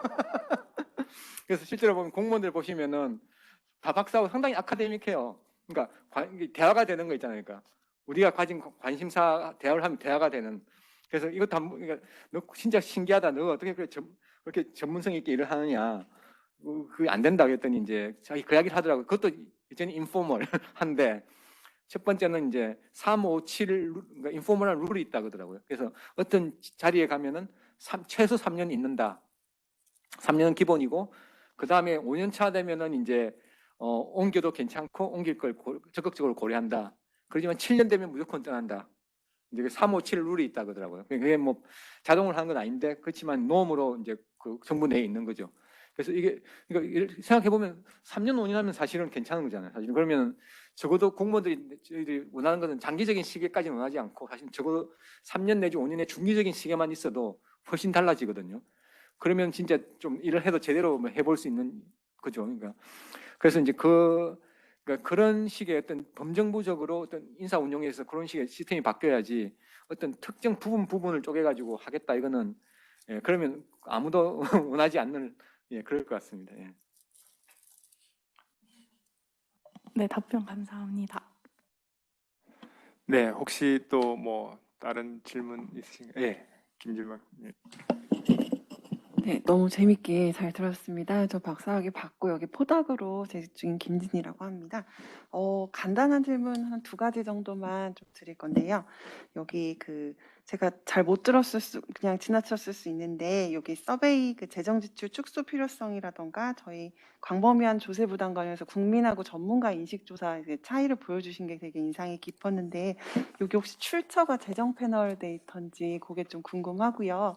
그리고 국가재정운용계획상에 그래프를 보여주신 것도 굉장히 재미있었습니다. 그래서 이게 국가재정운용계획이 제가 알기로는 부처별로 이제 계획서를 내서 그걸 취합을 하는 걸로 알고 있는데 어떻게 이렇게 정권별로 달라질 수 있는지 혹시 좀 생각하신 아이디어가 있는지 좀 그 2가지 좀 여쭙겠습니다. 그 서베이는 불행하게도 재정 패널이면 매년 거의 될 텐데 그 재정 패널에 그 질문이 없다 그러더라고요. 그러니까 그래서 했더니 이제 딴 분도 그러니까 자기 인용해도 되냐고 막 그러더라고요. 근데 그래가 좀 업데이트가 안 되긴 했습니다. 이게 2017년 정도인가 저희가 자체적으로 한번 서베이를 한 적이 있습니다. 그러니까 저희 연구원 자체적으로. 그래서 그걸 인용하는데 보니까 재정 패널에는 이 질문이 없더라고요. 그래서 그걸 넣어야 되겠다 생각하긴 했습니다. 그러니까 저도 그리고 그 2번째 질문은 이제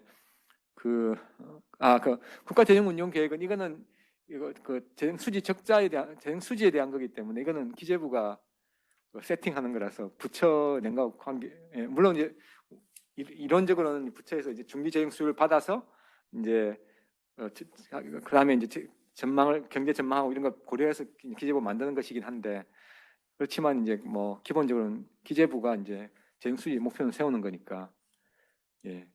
근데 이제 그렇죠. 그래서 상식적으로는 당연히 이제 당장은 적자더라도 그 다음부터는 개선할 거야라고 하는 게 보통 계획인데 지금은 특징적인 거는 이제 2017년부터는 그게 아예 그냥 적자 계속 간다라고 이제 발표되는 게 그러니까 그 이야기를 하기도 힘든 거죠. 그러니까 우리가 어느 수준으로 정상화하겠다는 것도 이야기 정치권하고 하기 힘든 그런 구조라고 볼 수 있는 것 같아요.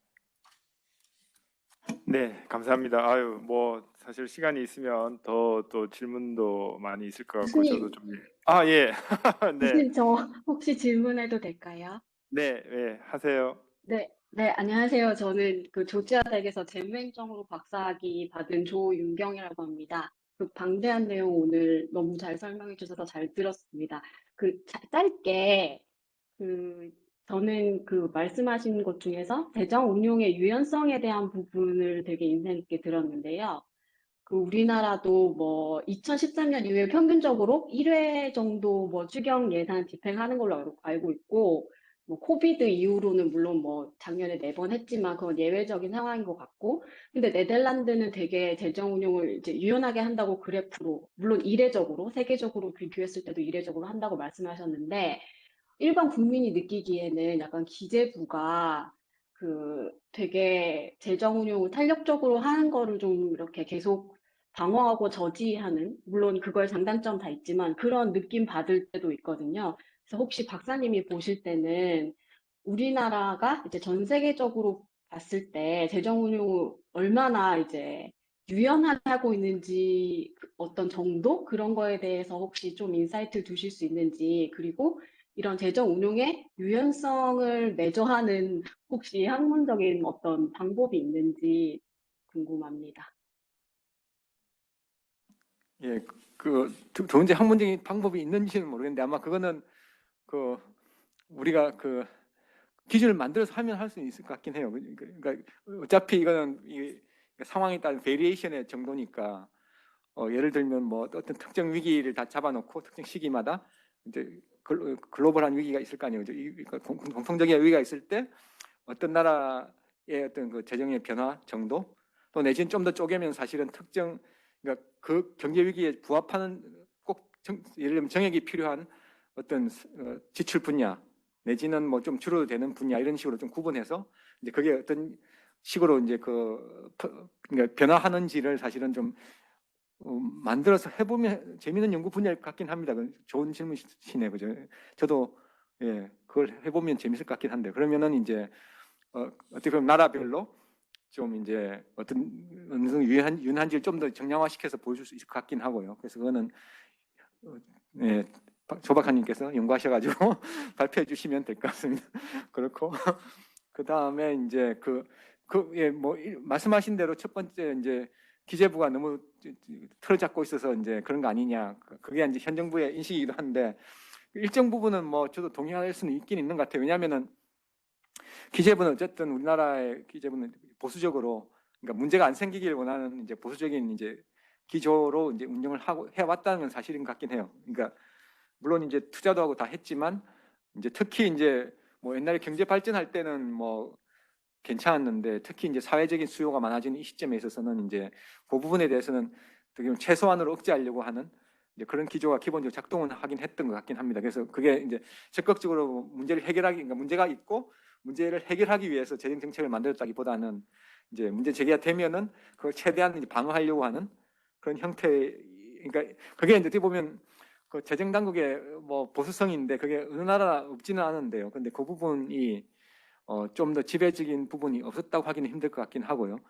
다만 이제 그렇게 된 이유는 이제 상당한 부분은 우리가 좀 그러니까 노무현 정부 때 했던 그 중기적인 시계가 잘 됐으면 좋은데 그렇게 유연하려고 하면 중기적인 시계가 있어야 되지 않습니까? 그죠? 예를 들면 어떤 그러니까 재정 당국 입장에서도 만약에 어느 정도 뭐 100% 바인딩하지는 않지만 어느 정도 정치권도 합의해서 있는 중기적인 계획이 있으면 지금 위기가 왔더라도 지출 막 하더라도 그게 돌아갈 수 있다는 그 자기들도 컨피던스가 있을 텐데 지금은 이제 그런 구조가 아니다 보니까 그때 안 막으면은 어떻게 될지 모르겠다 사실은 이런 구조인 것 같거든요.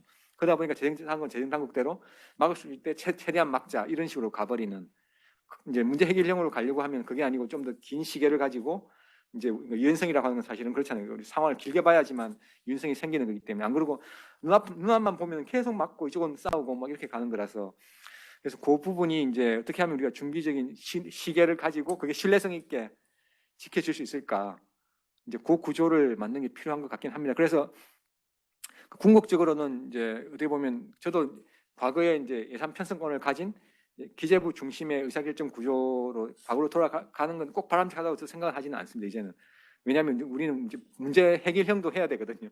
그러니까 재정 건전성도 건전성이 문제 해결형도 제대로 안 했기 때문에 비판이 사실 있었다는 점도 인정하기 때문에 이제 그러려고 하면은 이제 훨씬 이제 중기적인 시기에 그 정치권도 그게 바인딩하게 만들지만 그러려면 이제 그렇지만 여전히 적어도 총량에 대한 진단 부분은 기재부나 아니면 이 테크노크래틱한 영역에서 만들어주고 그러면 그거에 대해서 이제 정치권에서는 그 바인딩한 조건 내에서 어떻게 풀 것인지를 갖다가 이제 고민하고 행정부도 같이 그에 참여하고 하는 그런 형태로 예, 가야 될 거라고 생각은 되는 것 같습니다. 그리고 특히 이제 부처의 책임성 좀 자율성 주고 부처 예산 자기들이 책임지게 만들어주고 예산 편성도 그렇고 그 뭐 그러면 어떻게 보면 그러니까 총량을 부처가 좀 그러니까 믿을 수 있게 주면은 저희들 기대도 부처가 좀 더 유연하게 움직이지 않을까.